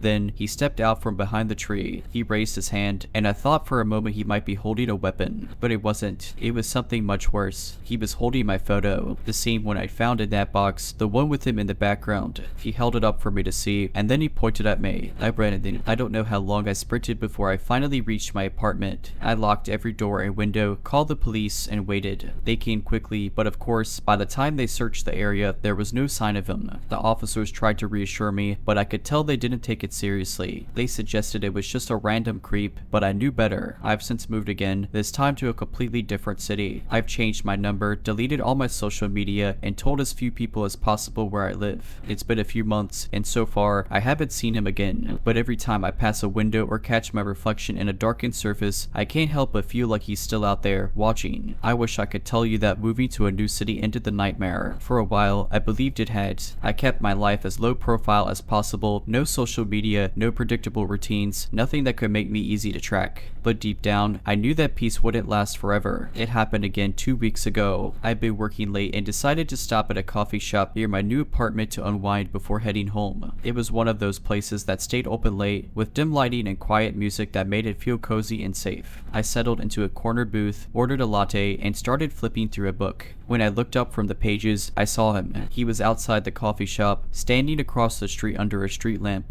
That same thin frame, sunken eyes, and unsettling grin. The moment I saw him, he raised his hand, not to wave, but to point. He pointed directly at me. My chest tightened as panic set in. I tried to act normal, not wanting to draw attention or make him realize I'd seen him. I picked up my phone and texted a friend, asking them to call me immediately. When my phone buzzed and I pretended to answer, I used the opportunity to slip out the back door of the coffee shop. I ran down the alley behind the building, weaving through side streets and alleys, trying to lose him. My heart was pounding, but I didn't stop until I was sure I hadn't been followed. When I finally reached my apartment, I locked the door, closed every curtain, and stayed up the entire night clutching a kitchen knife. The next morning, I called the police again, but the pattern was the same. They took a report, promised to look into it, and left me feeling like I was losing my mind. Then, yesterday, I found something that made my blood run cold. I came home from work to find an envelope wedged into my door frame. My name was written on the front in that same shaky handwriting I'd seen before. I hesitated before opening it, dreading what I'd find inside. It was a photo. This time, it was a picture of me taken from outside my apartment. The angle suggested it had been snapped through my living room window. I was sitting on my couch, completely unaware that I was being watched. On the back of the photo was a single word: soon. I didn't sleep last night. Every creak of the building, every shadow in the corner of my eye felt like him. I packed a bag, left my apartment, and checked into a hotel on the other side of the city. I'm writing this from that hotel room, trying to figure out what to do next. I've been through this too many times to believe it'll stop. Moving hasn't worked. Hiding hasn't worked. He always finds me.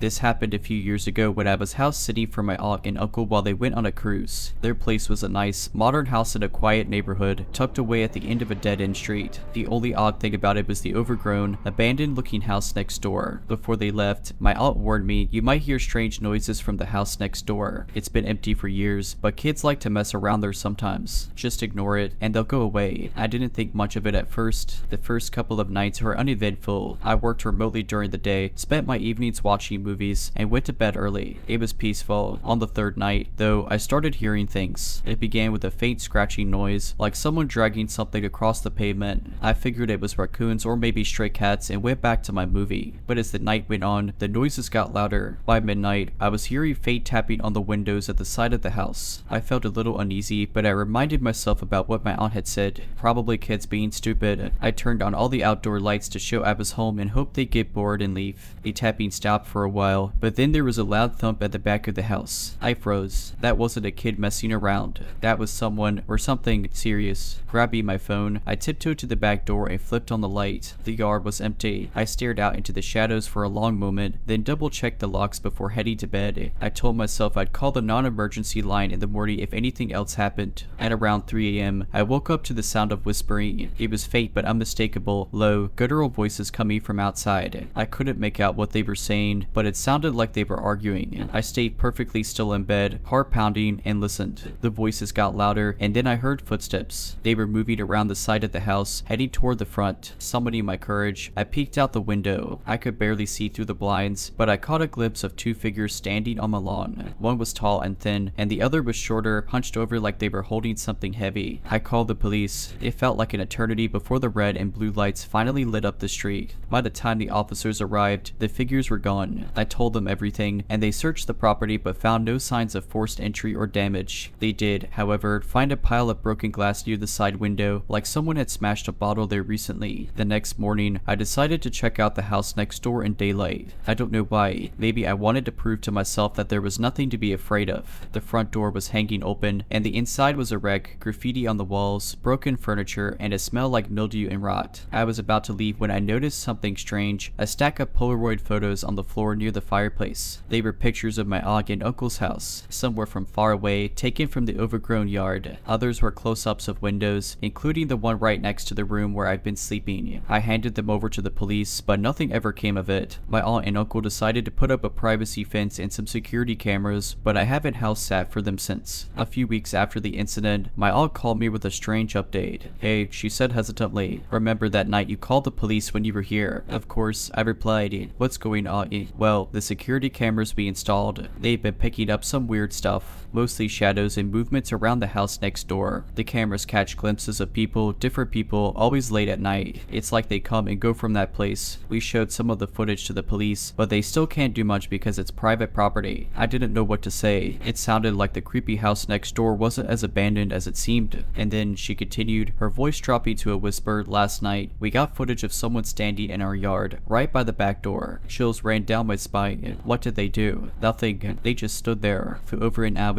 They didn't try to get in or anything. They just stared at the house. The police checked it out, but by the time they got here, the person was long gone." I didn't sleep that night, even though I was miles away from their house. A month later, my aunt and uncle decided to sell the place. They never told their real estate agent about the strange activity next door. They just wanted to get out as quickly as possible. The last time I visited their new house, my uncle shared something he hadn't told me before. "You know that stack of Polaroids you found? The ones you gave to the police? Yeah. Well, after we moved out, they mailed them back to us, said it wasn't enough evidence to link to any crime. I didn't understand why they'd send them back, but he went on. When we looked at them again, we noticed something we hadn't seen before. In one of the photos at the living room window, there's a face reflected in the glass. And it's not yours, or mine, or your aunt's. I felt cold all over. What kind of face? He hesitated. It was wrong. Just wrong. The proportions were off. Like the eyes were too big and the smile was too wide. It looked like it was grinning. They destroyed the Polaroids after that. I couldn't blame them. To this day, I think about that house. Who were the people creeping around? What was their connection to the abandoned property? And most of all, what was the thing in the photo? A few years passed, and the eerie memories of that house faded into the background of my life. My aunt and uncle seemed happy in their new place, and I stopped bringing it up whenever we talked. I thought I had put the whole thing behind me until a few weeks ago. I was scrolling through a local community group on social media when I saw a post that stopped me cold. It was a blurry picture of the same abandoned house next to my aunt and uncle's old property. The caption read, "Anyone know what's going on here? People keep hearing strange noises and seeing lights at night. This house has been empty for decades, right?" The comments were a mix of curiosity and skepticism. Some people claimed it was just local kids playing pranks, while others swore they'd seen weird figures around the property late at night. A few brave souls said they tried to explore the house, but they always felt watched and left before getting far. I couldn't stop myself. I sent the poster a message asking if they'd seen anything unusual themselves. They replied almost immediately, "Yeah, it's creepy as hell. My dog refuses to walk past that house. A few weeks ago, I was walking him late at night, and I swear I saw someone standing in the upstairs window. But when I looked again, they were gone. That familiar chill ran down my spine. I wanted to let it go, but something about the house wouldn't let me. Against my better judgment, I decided to drive by it the next day. When I pulled up to the end of the dead-end street, I barely recognized the neighborhood. My aunt and uncle's old house had been sold again, and the new owners had built a taller fence. The abandoned house next door looked even worse than I remembered. Windows boarded up, the yard overgrown with weeds, and an air of decay that seemed to cling to it like a shadow. As I sat there in my car, staring at the house, I noticed something strange. The front door was slightly open, swaying in the breeze. A faint metallic clinking noise echoed from inside, like chains rattling. I told myself it wasn't my business, that I should drive away and forget about it,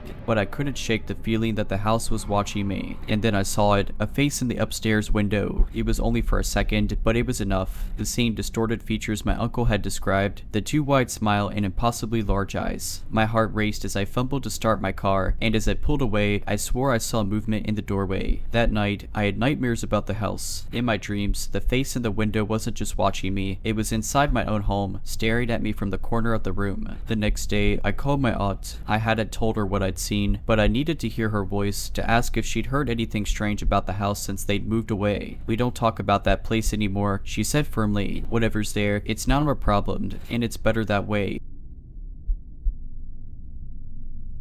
When I was 15, my family moved to a quiet suburb in the Midwest. Our new house was old but charming, sitting at the end of a cul-de-sac on Thornridge Lane. Across the street was a dilapidated house no one seemed to know much about. Overgrown weeds surrounded it, and the windows were always dark. My parents said it had been abandoned for years. The first time I noticed anything odd was on a chilly October evening. I was in my room doing homework when I glanced out the window and saw a flicker of light in the abandoned house. It was faint, like someone walking with a candle or a lantern. I told my parents, but they brushed it off, saying it was probably kids messing around. A week later, I was taking out the trash when I saw a figure standing in the window of the house. It was just a silhouette, but it was clear they were watching me. I froze, staring back until I blinked, and they were gone. My heart pounded as I rushed back inside. That night, I couldn't sleep. Around 2 a.m., I heard soft tapping on my bedroom window. My room was on the second floor. The sound was faint but deliberate, like fingernails on glass. I didn't dare look. I lay there, paralyzed, until the noise stopped. The next morning, I found a long scratch on the outside of the glass, as if someone had dragged something sharp across it. I tried to convince myself it was just a branch from the nearby tree, though the tree was nowhere near the window. The final straw came a month later. My parents were out for the evening, and I was home alone watching TV. I heard a noise upstairs, a soft thud, like something had fallen. I muted the TV and listened. A few seconds later, I heard it again, this time closer. I grabbed the nearest thing I could find, a heavy candlestick, and crept up the stairs. The hallway was dark dark, and the air felt heavy. I was almost to my room when I saw the door to the attic hatch was open. We never used the attic. My heart raced as I stepped back, unsure what to do. That's when I heard a soft, raspy whisper, "Come play." I ran out of the house and didn't stop until I reached a neighbor's porch. They called my parents, who came home immediately. My dad checked the attic but found nothing unusual. I told them what I'd heard, but they chalked it up to an overactive imagination and the eerie atmosphere of the neighborhood. We moved out a year later, and I never found out who or what had been in the attics. I still have nightmares about the voice, though, and sometimes, in the quiet of the night, I swear I hear soft tapping on my window. Years later, when I was in my mid-20s, I returned to the area for work.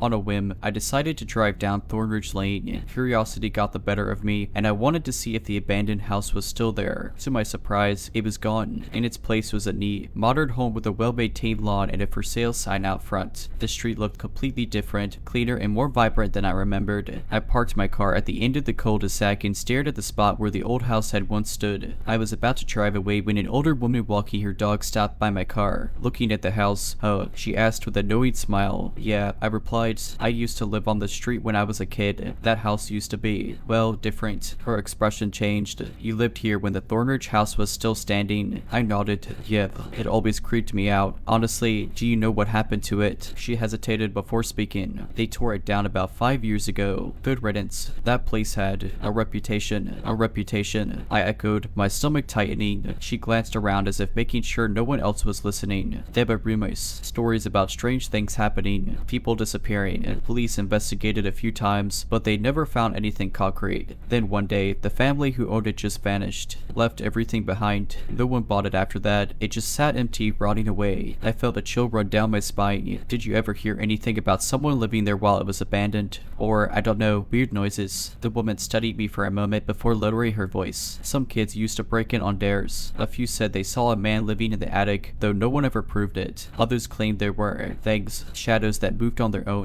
One boy swore he heard a voice whisper his name when he was alone in there." I thanked her and drove off, unsettled but trying to push it out of my mind. That night, back in my hotel room, I couldn't stop thinking about the attic door and the whisper I'd heard all those years ago. Before I fell asleep, I pulled out my laptop and searched for any news about the old Thornridge house. Buried in local archives, I found a few mentions of the place, complaints from neighbors about strange lights, reports of trespassing, and one article about a missing girl who was last seen near the property in the 1970s. But one detail made my blood run cold. In a grainy black and white photo of the house, I could just make out something in the attic window, a figure, blurry but unmistakable, watching the photographer. I closed my laptop, my hands shaking. It was the same window where I'd seen the silhouette all those years ago. Whatever had been in that house hadn't left willingly, it had been forced out. I have never gone back to Thornridge Lane since, and sometimes, when I wake up in the middle of the night, I swear I can still hear that raspy voice in my ear, whispering, "Come play." After returning home from that unsettling trip, I did my best to move on, but the experience lingered. The whispers, the tapping, the attic door, I couldn't shake the memories. Worse, I started noticing small, inexplicable things in my own apartment. At first, it was minor, misplaced keys, doors left slightly ajar when I was sure I'd closed them. Then, it escalated. I'd wake up to faint scratching sounds at my bedroom door. Once, I found my living room window unlocked, though I hadn't opened it in weeks. One night, I woke up around 3 a.m., my heart racing for no reason. The room was silent except for the soft hum of my fan. I tried to convince myself it was just a bad dream. That's when I noticed it, a shadow standing at the foot of my bed. I froze, barely able to breathe. The figure was tall and hunched, its outline barely visible in the dim light. My mind raced. Was it a burglar? A hallucination? Before I could decide, it moved, closer, slow and deliberate. Then I heard it. "Come play." The same raspy whisper, as if spoken directly into my ear. My fight or flight instinct kicked in, and I bolted from the bed, flipping on the light switch as I ran. The room was empty, the shadow gone. My bedroom door was still closed and locked. I didn't sleep for the rest of the night. The next day, I called a friend who was into the paranormal. I wasn't sure I believed in that sort of thing, but I was desperate for answers. When I described what had been happening, her face grew serious. "It sounds like you might have brought something back with you," she said. "Spirits or entities can attach themselves to people, especially if you've had a traumatic experience connected to them." "What do I do?" I asked, my voice shaking. She suggested cleansing my apartment, burning sage, sprinkling salt at the doorways, and reciting a protective prayer. I felt ridiculous, but I followed her advice to the letter. For a while, it seemed to work.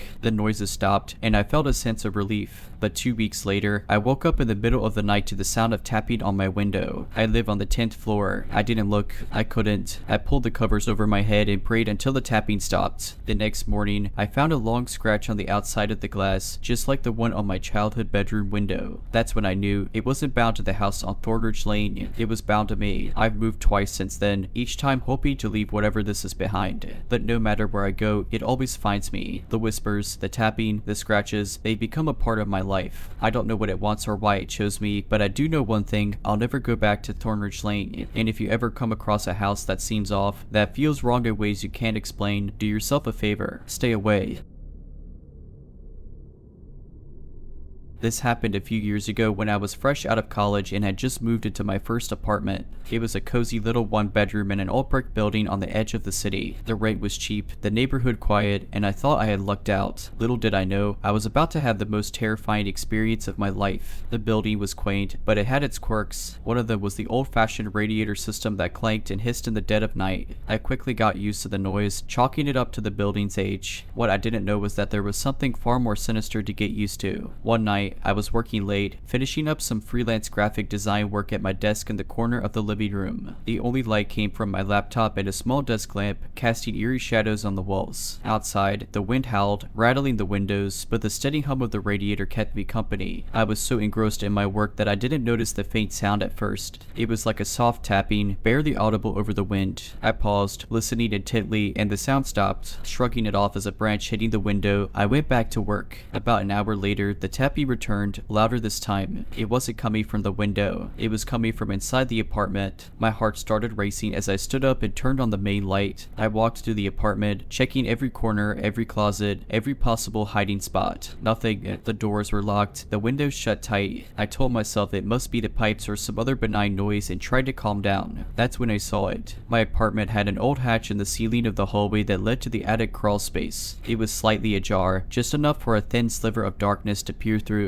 I had never noticed it before, assuming it was sealed shut. The tapping sound came again, louder now, unmistakably coming from the attic. I froze, panic setting in. My phone was on the desk, too far to grab without making noise. I didn't want whomever, or whatever, was up there to know I was aware of them. Slowly, I backed into my bedroom, shut the door, and locked it. I grabbed my phone and called the police, whispering the situation to the dispatcher. The wait for the police felt like an eternity. I could hear faint shuffling sounds above me, like someone crawling on their hands and knees. At one point, I swear I heard breathing, low, shallow, and deliberate. When the officers arrived, I practically threw myself out the door to greet them. They searched the apartment thoroughly, then climbed into the attic. What they found still haunts me. There was a small nest of blankets, empty food wrappers, and a notebook filled with scribbled writing. Most of it was nonsense, random words and drawings, but some of the pages had my name on them. My name, written over and over, surrounded by phrases like watching her and she doesn't know. The officers told me that it appeared someone had been living in the attic for weeks, possibly months. They had been watching me through the gaps in the hatch, creeping down when I was out or asleep to steal food. Months passed after I moved out of that apartment. I settled into a new place, a modern building with secure locks, surveillance cameras, and absolutely no crawl spaces. I was doing everything I could to feel safe again, but the fear never really left me. I developed a habit of compulsively checking my windows and doors, sometimes waking up in the middle of the night to triple check the locks. Therapy helped a little, but the paranoia lingered. One night, I was scrolling through social media in bed when a notification popped up from an unfamiliar app I didn't remember downloading. It was called NeighborNet, and the notification read, "Someone in your area wants to connect." Curious but cautious, I opened the app. It seemed to be a local networking platform, like a neighborhood bulletin board. The message was from a user with no profile picture or name, just the username Watcher87. The message read, "Miss your old place." My blood ran cold. I immediately deleted the app, assuming it was some kind of sick prank, but the damage was done. That message burrowed into my mind, reopening the wounds of that terrifying experience. The next day, I visited the police station to report the message, but without any concrete evidence of who sent it, there wasn't much they could do. They advised me to stay vigilant, which didn't do much to ease my anxiety. Over the next few weeks, strange things started happening. I'd come home to find things slightly out of place, nothing major, just little details. A chair pulled out, a cabinet door left open, a window unlocked when I was sure I had secured it. It was subtle enough that I started questioning my sanity. Was Was I imagining it? Or had someone found me again? Then came the package. One evening, a small, unmarked box was left at my door. It had no return address, just my name written on the front in shaky handwriting. Against my better judgment, I opened it. Inside was a single item, the notebook the police had found in the attic of my old apartment, the same one filled with my name and chilling phrases. I called the police immediately, but they couldn't find any fingerprints or clues on the box. The only thing they could do was increase patrols in my area. That night, I barely slept. I barricaded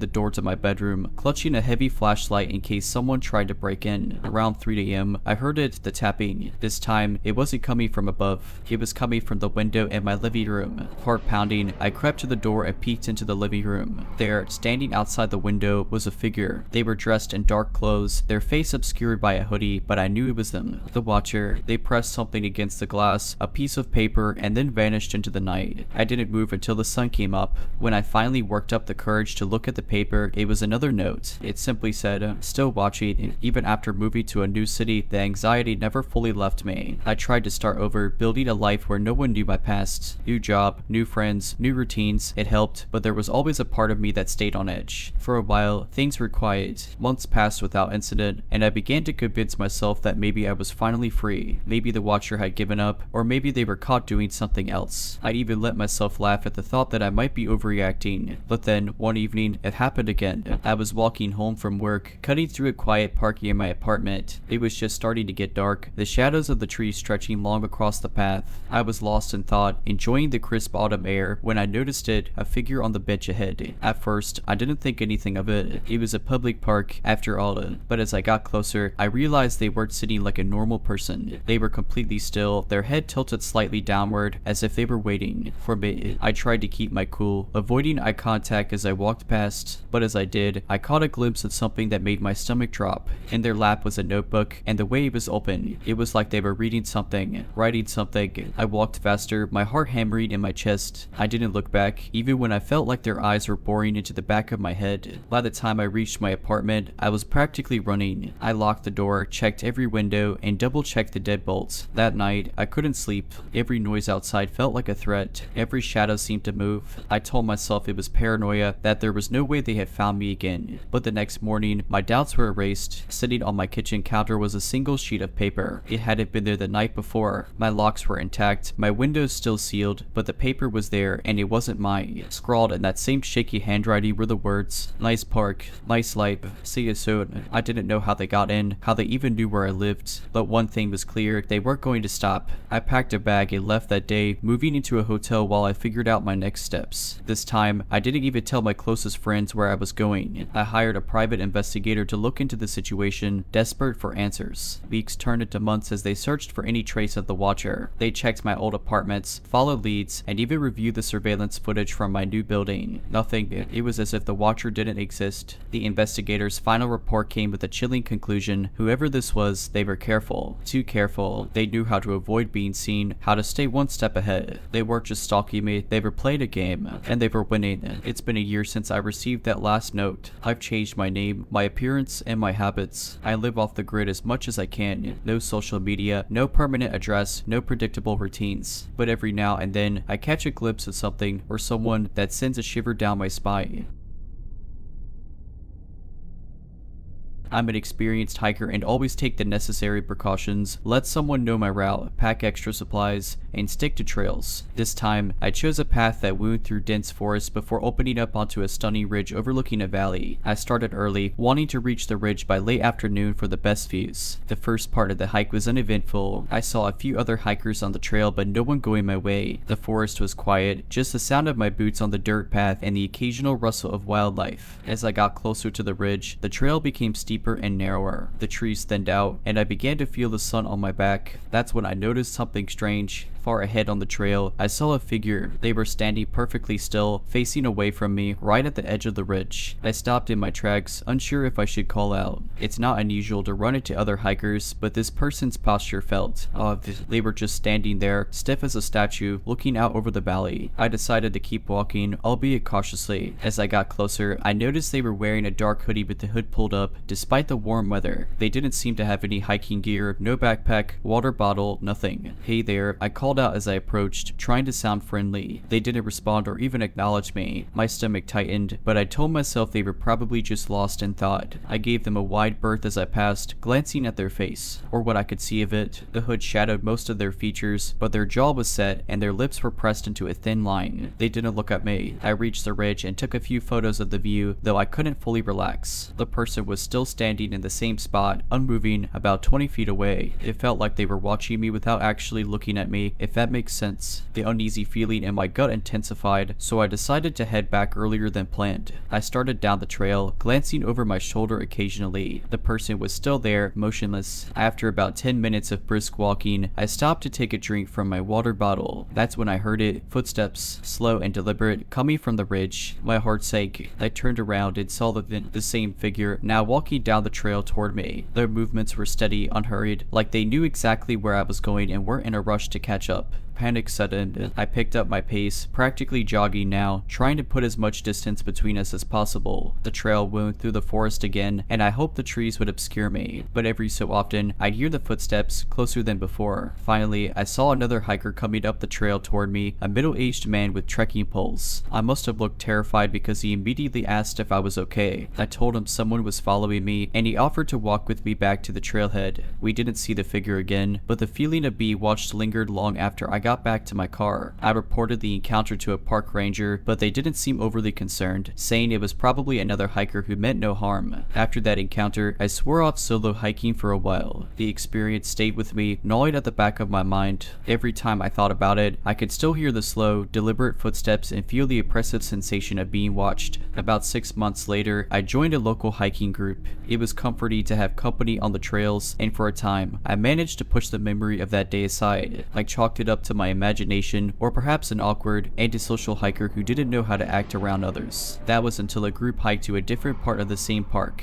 This trail was more popular, with plenty of hikers and families enjoying the mild weather. About halfway through, the path narrowed, leading us through a stretch of forest before opening onto another scenic ridge. We stopped for a break at the ridge, taking photos and chatting. I wandered a little further down the trail to get a better angle of the valley. That's when I saw it again, the figure. This time, it was partially obscured by trees, standing at the edge of a clearing. Same dark hoodie, same unnervingly stiff posture. My breath caught in my throat. I wanted to believe it was just another hiker, but the way they stood, completely motionless, felt too familiar, too raw and excited. I called out, trying to keep my voice steady. No response. The rest of my group was still behind me, out of sight but not too far. I could have run back, but something kept me rooted to the spot. I wanted to know if it was the same person, or at least convince myself it wasn't. Against my better judgment, I took a few steps closer. Are you okay? Do you need help? Still no response, but this time, they turned their head ever so slightly, just enough for me to see part of their face. Pale skin, sunken eyes, and lips that curved into a subtle, unsettling grin. A chill ran down my spine. It wasn't a look of friendliness. It was a look of recognition. I stumbled backward, my heart pounding. The figure didn't move, didn't follow, but the grin remained, like they were daring me to come closer. I bolted back to my group, nearly tripping over my own feet. I told them what I saw, but no one else had noticed anything unusual. A few suggested it was probably a park ranger or another hiker, but I knew better. That face, that grin, I'd seen it before. We finished the hike quickly, and I couldn't shake the feeling that I was being watched the entire way back. When we reached the trailhead, I scanned the parking lot for anything suspicious but saw nothing. Still, the sense of unease stayed with me. Months passed, but the memories of those encounters never really faded. I started to dream about the figure, always standing still, always watching, always just out of reach. Sometimes, in my dreams, they would move closer, but never quickly and never fully into view. I'd wake up drenched in sweat. The grin from that second meeting seared into my mind. My friends told me I was overthinking it, and maybe I was. But I couldn't shake the paranoia that it wasn't over. One day, a friend invited me to a local hiking seminar held at a community center. It was hosted by a ranger from the same national park and focused on backcountry safety. I figured it might be a good way to regain some confidence. Plus, I hoped hearing from the rangers would help rationalize what had happened on the trail. Maybe there was a logical explanation I hadn't considered. The seminar was uneventful at first. The rangers spoke about wildlife encounters, navigation tips, and what to do in emergencies. But near the end, they touched on trail etiquette and strange encounters. The ranger recounted a few anecdotes about odd or unnerving situations hikers have reported over the years, strange noises, shadowy figures, even rumors of ghostly sightings. Then, as if on cue, another attendee raised their hand. Have you heard about the figure in the hoodie? My stomach dropped. The ranger hesitated, glancing at the rest of the room before responding. responding, "I assume you're talking about the rumors we hear every so often. A few hikers have mentioned seeing someone or something that fits that description. Usually, they're described as standing still, watching from a distance." But he trailed off, clearly uncomfortable. "Then what?" Another attendee pressed. The ranger sighed. "We've never found any evidence of this person. No tracks, no belongings, no signs anyone was even there. And in most cases, they're reported in areas where it would be difficult to just disappear without leaving a trace." The room fell silent. I felt a cold sweat forming on the back of my neck. Someone else asked if the park had ever investigated. The ranger explained that, while they took all reports seriously, there wasn't much they could do without solid evidence. "The wilderness is vast," he said. "It's not uncommon for people to feel uneasy out there. Your mic can play tricks on you." I wanted to speak up, to share my story, but I stayed silent. What if no one believed me? Worse, what if someone in the room did? The seminar ended shortly after, and I lingered near the exit, waiting for the crowd to thin out. The ranger was packing up his materials when I finally approached him. "That figure people have seen, do you think it's real?" I asked, trying to keep my voice steady. He paused, then gave me a small, tired smile. "Between you and me, I've worked here a long time.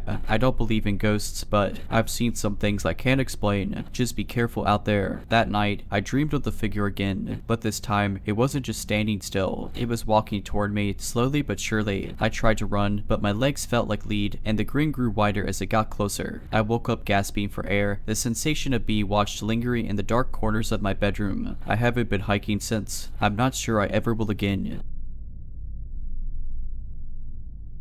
I live in a big city and work long hours, often leaving the office well after dark. My office is in a high-rise building, and on this particular night, I was one of the last to leave. It was almost 11 p.m., and the building was eerily quiet. Most floors were dark except for the faint glow of emergency exit signs. I pressed the elevator button and waited. The mirrored walls around the elevator bay reflected my tired, disheveled self. When the elevator finally arrived, the doors opened to reveal an empty car. I stepped in, pressed the ground floor button, and leaned back against the wall, letting out a sigh of relief that the day was over. The elevator began its smooth descent. It passed the 20th floor, then the 19th. As it reached the 18th floor, it jolted slightly and the doors slid open. There was no one there. At first, I thought nothing of it. Maybe someone had pressed the button and then decided to take the stairs. I reached over to press closed door, but as I did, I noticed something odd. A single black loafer, scuffed and worn, was lying on its side in the hallway just outside the elevator. He wasn't there when I got in, and the hallway was dead silent. Uneasy, I jabbed the closed door button again, harder this time. The doors began to shut but paused as if something was blocking them. I stared at the floor seam, expecting to see a shoe or bag wedged in the gap.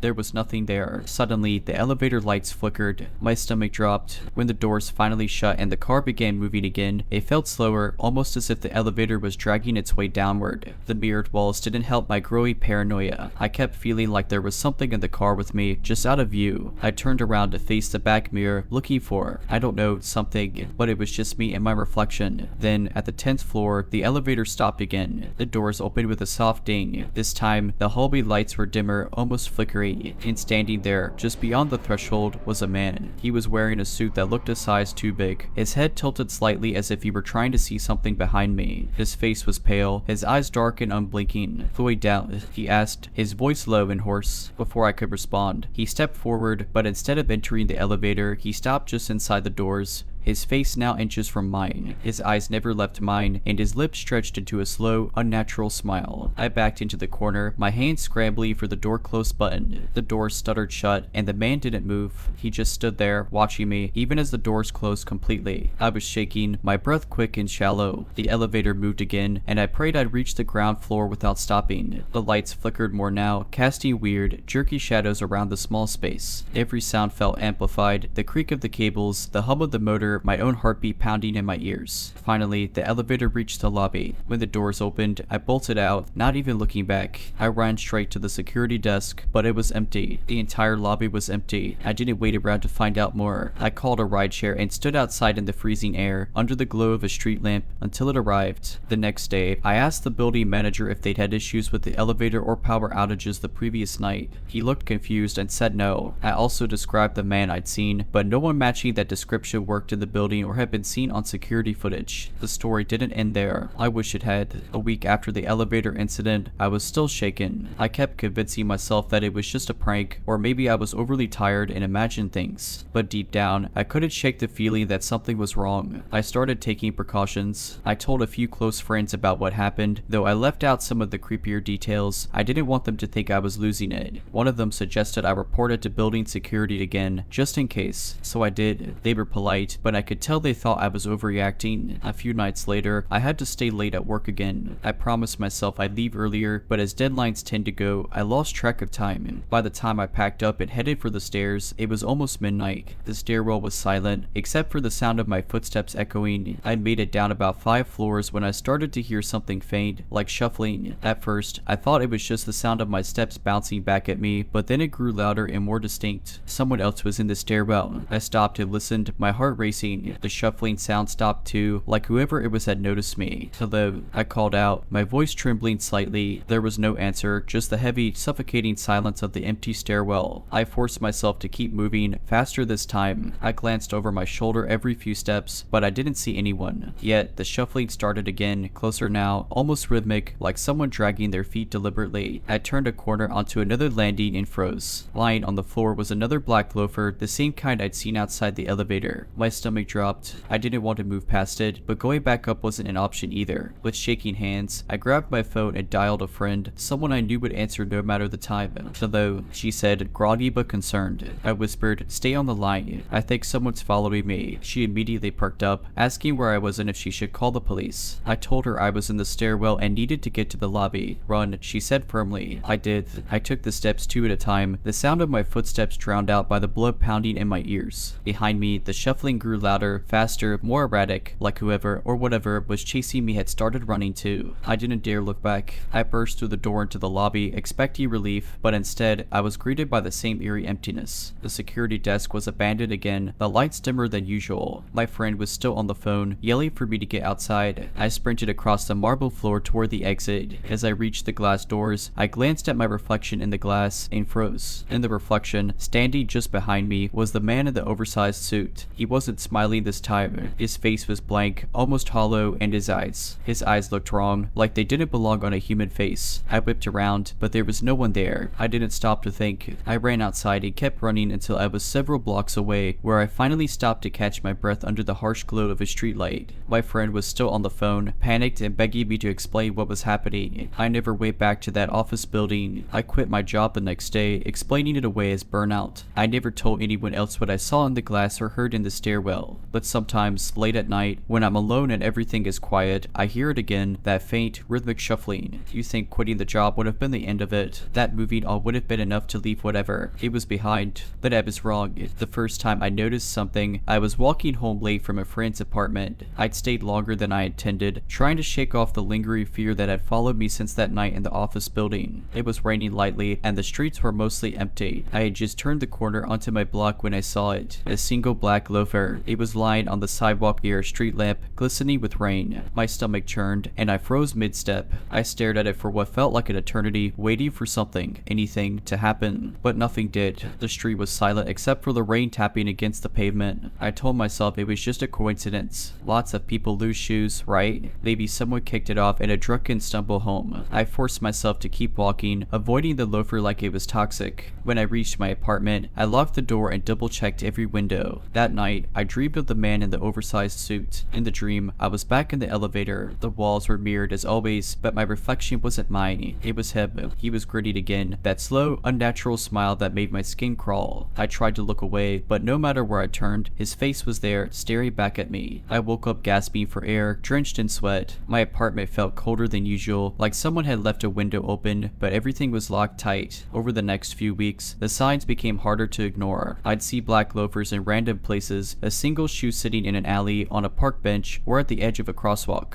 Once, I found one on the welcome mat outside my apartment door. I wanted to believe it was some kind of cruel prank, but no one I knew would do something like this. Then there were the noises. It started faintly, like shuffling footsteps outside my door late at night. I checked the peephole, but no one was ever there. Sometimes, I'd hear inside my apartment, soft, deliberate steps on the hardwood floor when I was lying in bed. I'd bolt upright, car hammering, but the sounds would stop as soon as I turned on the lights. I started went sleepy with a knife under my pillow. The final straw came about a month after I'd quit my job. I was leaving my apartment one morning, trying to shake off another sleepless night, when I noticed something taped to my door. It was an old photograph, the kind you'd see from the 70 seconds, faded and yellowed around the edges. The photo was of a man in a suit. It wasn't oversized this time. It fit him perfectly. His face, though, was the same pale, hollow expression I'd seen in the elevator. He wasn't smiling, but his eyes seemed to peer straight through the photo. Scrawled in shaky handwriting across the bottom were the words, "You're next." I moved out that same day. I didn't pack much, just grabbed what I could carry and left. I stayed with a friend for a while, then couch hopped until I found a new place. I changed my phone number, cut ties with almost everyone who knew my address, and even started going by a nickname. It's been 6 months now, and I haven't seen a black loafer or heard shuffling footsteps since. I want to believe it's over, that whatever haunted me has moved on, but sometimes, when I'm walking home late at night, I catch the faintest glimpse of something in the corner of my eye, a figure standing still in the distance, watching.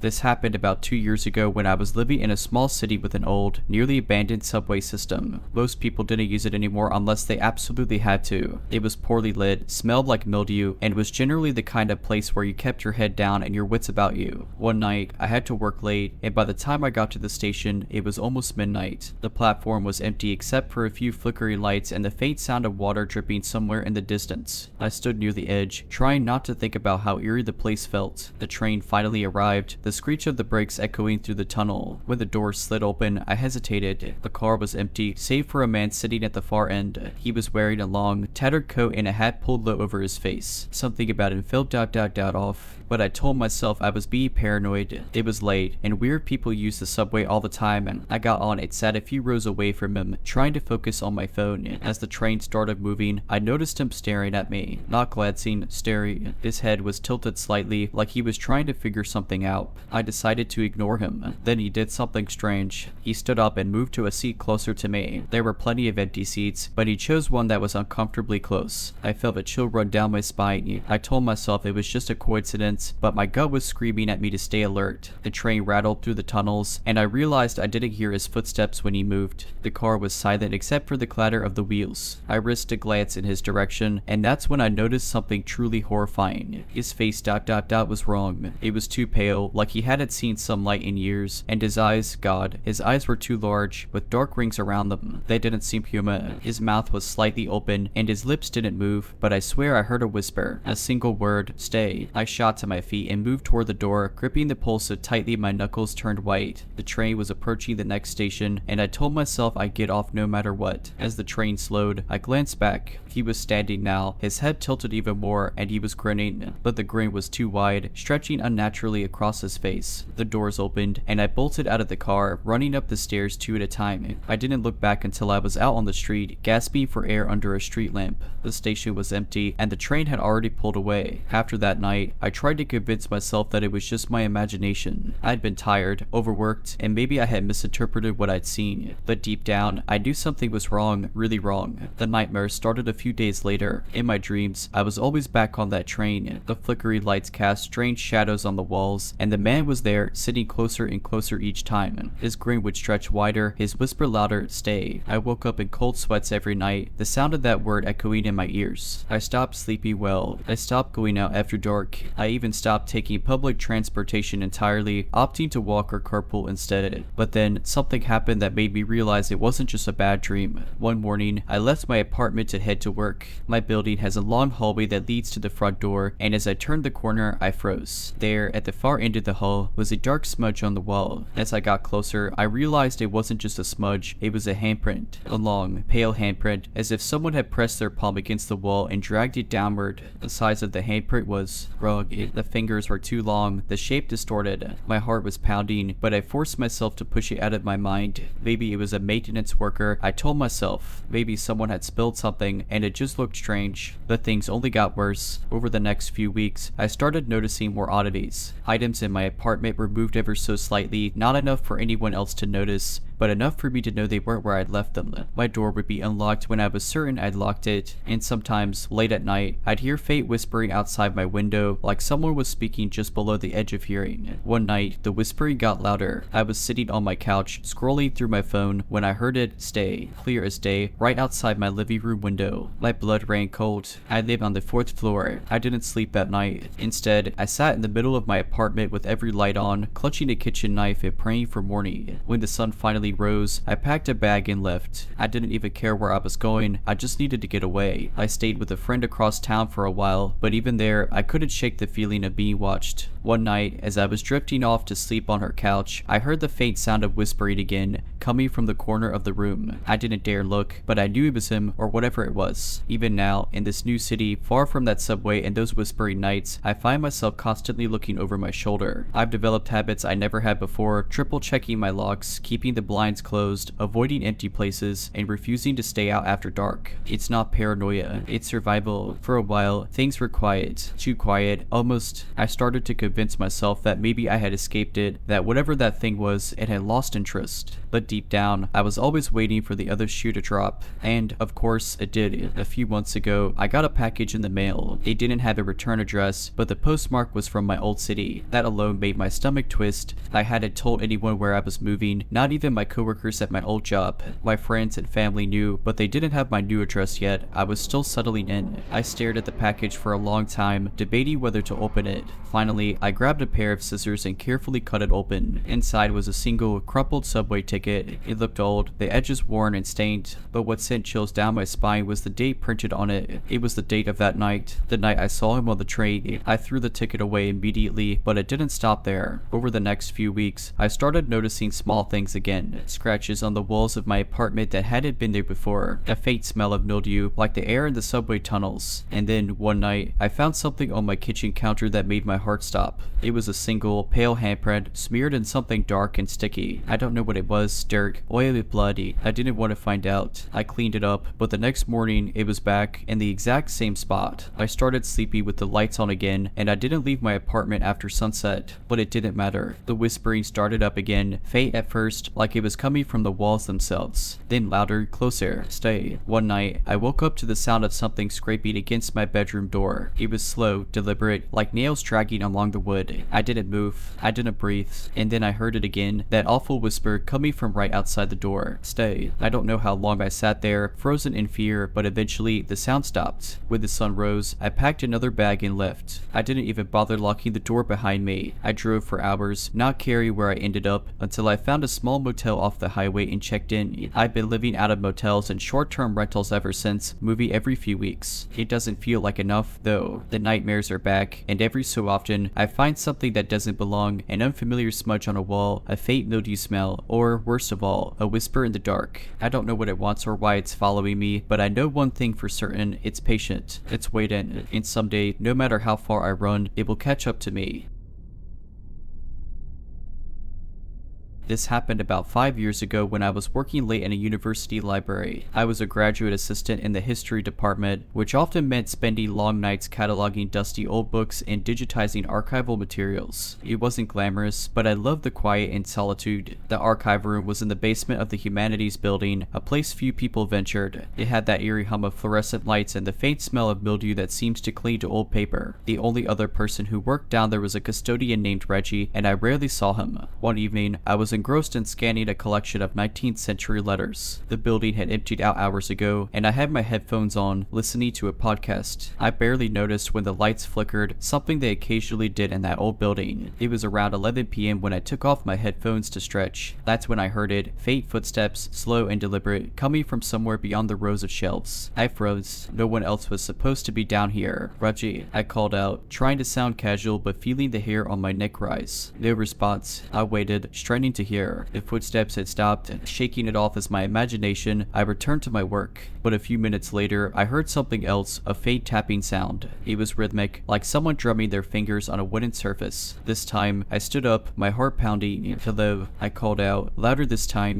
Is someone there? Silence. I grabbed my phone and turned on the flashlight, walking toward the sound. The rows of shelves seemed to stretch endlessly in the dim light. When I reached the end of the row, I found nothing, just old books and boxes of documents. feeling unnerved, I decided to pack up and leave. As I turned back toward my workstation, I noticed something that stopped me cold, a single book lying in the middle of the floor. It hadn't been there earlier. The title was obscured, but it looked ancient, its leather cover cracked with age. I approached cautiously and picked it up. The title read, The Watchers Among Us. I felt a chill run down my spine. I'd never seen this book in the archive before. Deciding I'd had enough, I shoved the book onto a nearby shelf and hurried back to my desk to grab my things. As I was zipping up my bag, I heard it again, footsteps. But this time, they were faster, heavier, and coming straight toward me. I didn't wait to see who or what it was. I bolted for the exit, my bag swinging wildly behind me. As I reached the door, I glanced over my shoulder and saw a shadow, a tall, gaunt figure standing at the end of the aisle. I couldn't make out any features, but I could feel its gaze. It didn't move, didn't chase me. It just stood there. I slammed the door shut and ran up the stairs, not stopping until I was outside in the cold night air. I called campus security, who searched the archive room but found nothing. No footprints, no signs of anyone else being down there. Even the book, The Watchers Among Us, was gone. After quitting the job, I tried to convince myself it was just my imagination or maybe some weird prank. But deep down, I knew better. Something was wrong with that archive room, and I wanted to forget about it. Months passed, and life moved on. I landed another job in a different department at the university, one that thankfully didn't involve basements or late nights. For a while, everything felt normal again. Then one day, I received a package at my office. There was no return address, and the handwriting on the label was unfamiliar, slanted, almost jagged. Inside the package was a single item, the book The Watchers Among Us. My heart sank. This time, the book wasn't aged or cracked. It looked brand new. Its leather cover was smooth, and the pages smelled freshly printed. I flipped it open, expecting nothing but blank pages or meaningless text. But on the first page, and the same jagged handwriting as the package label, was a single message: You left something behind. My chest tightened as I flipped through the rest of the book. The pages were filled with entries, dates, times, and detailed descriptions of events. My events. The night in the archive room was there, described in chilling detail, down to my frantic sprint to the exit. But it didn't stop there. The entries continued, describing moments from my life since then, walking to work, sitting at my desk, grocery shopping. The most recent entry was dated the night before. It read, She locks the windows now. Smart, but she forgot the one in the kitchen. I dropped the book as if it burned me. My hands were trembling, my thoughts racing. I lived alone.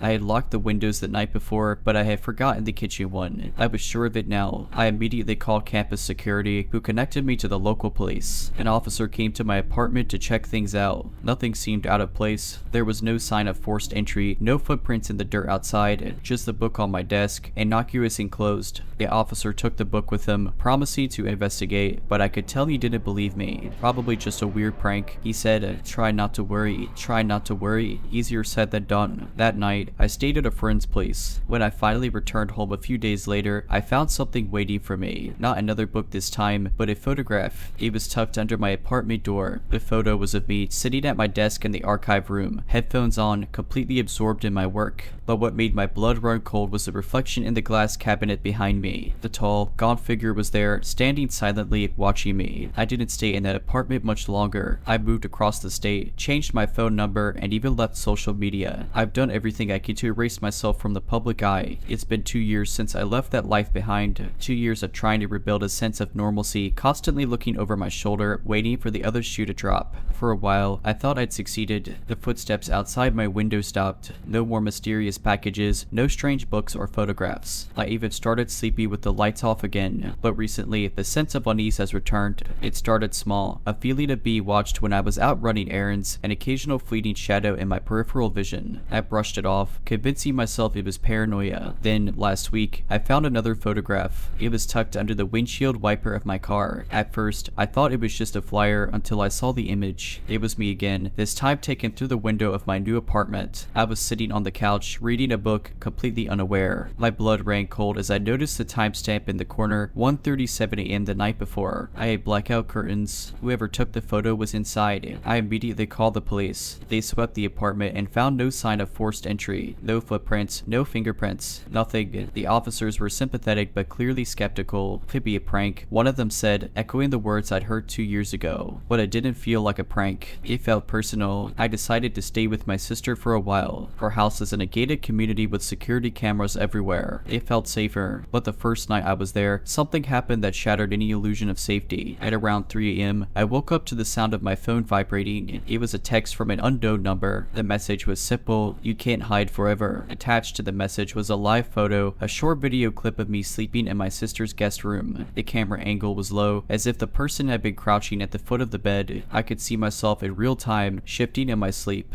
Panic set in. I woke my sister, and we called the police again. They arrived quickly, but whoever had been there was long gone. The gates and cameras hadn't caught anything unusual, no signs of forced entry again. It was as if the intruder had vanished into thin air. Since that night, I've been living in a kind of limbo, constantly on edge. I sleep during the day and stay awake at night, keeping watch. I've installed cameras and alarms everywhere, but they don't help. Whoever this is, they're always a step ahead. A few days ago, I found something new on my doorstep. It wasn't a book or a photograph this time. It was a small leather-bound journal, identical to the one I found in the archive room years ago. When I opened it, the pages were blank except for the last one. In the same jagged handwriting as before, there was a single sentence: "You brought me with you." I don't know what that means, but I can't shake the feeling that whatever I encountered in that archive room, it didn't just find me. I think it's been with me all along. If you ever feel that faint prickle on the back of your neck, the sense that someone is watching you from the shadows, don't ignore it. And if you ever come across a book called The Watchers Among Us, leave it where you found it. Alright, but that's it. I hope you enjoyed this video. If you did, make sure to subscribe to my channel, like this video, and comment something down below. But as always, Have a nice day.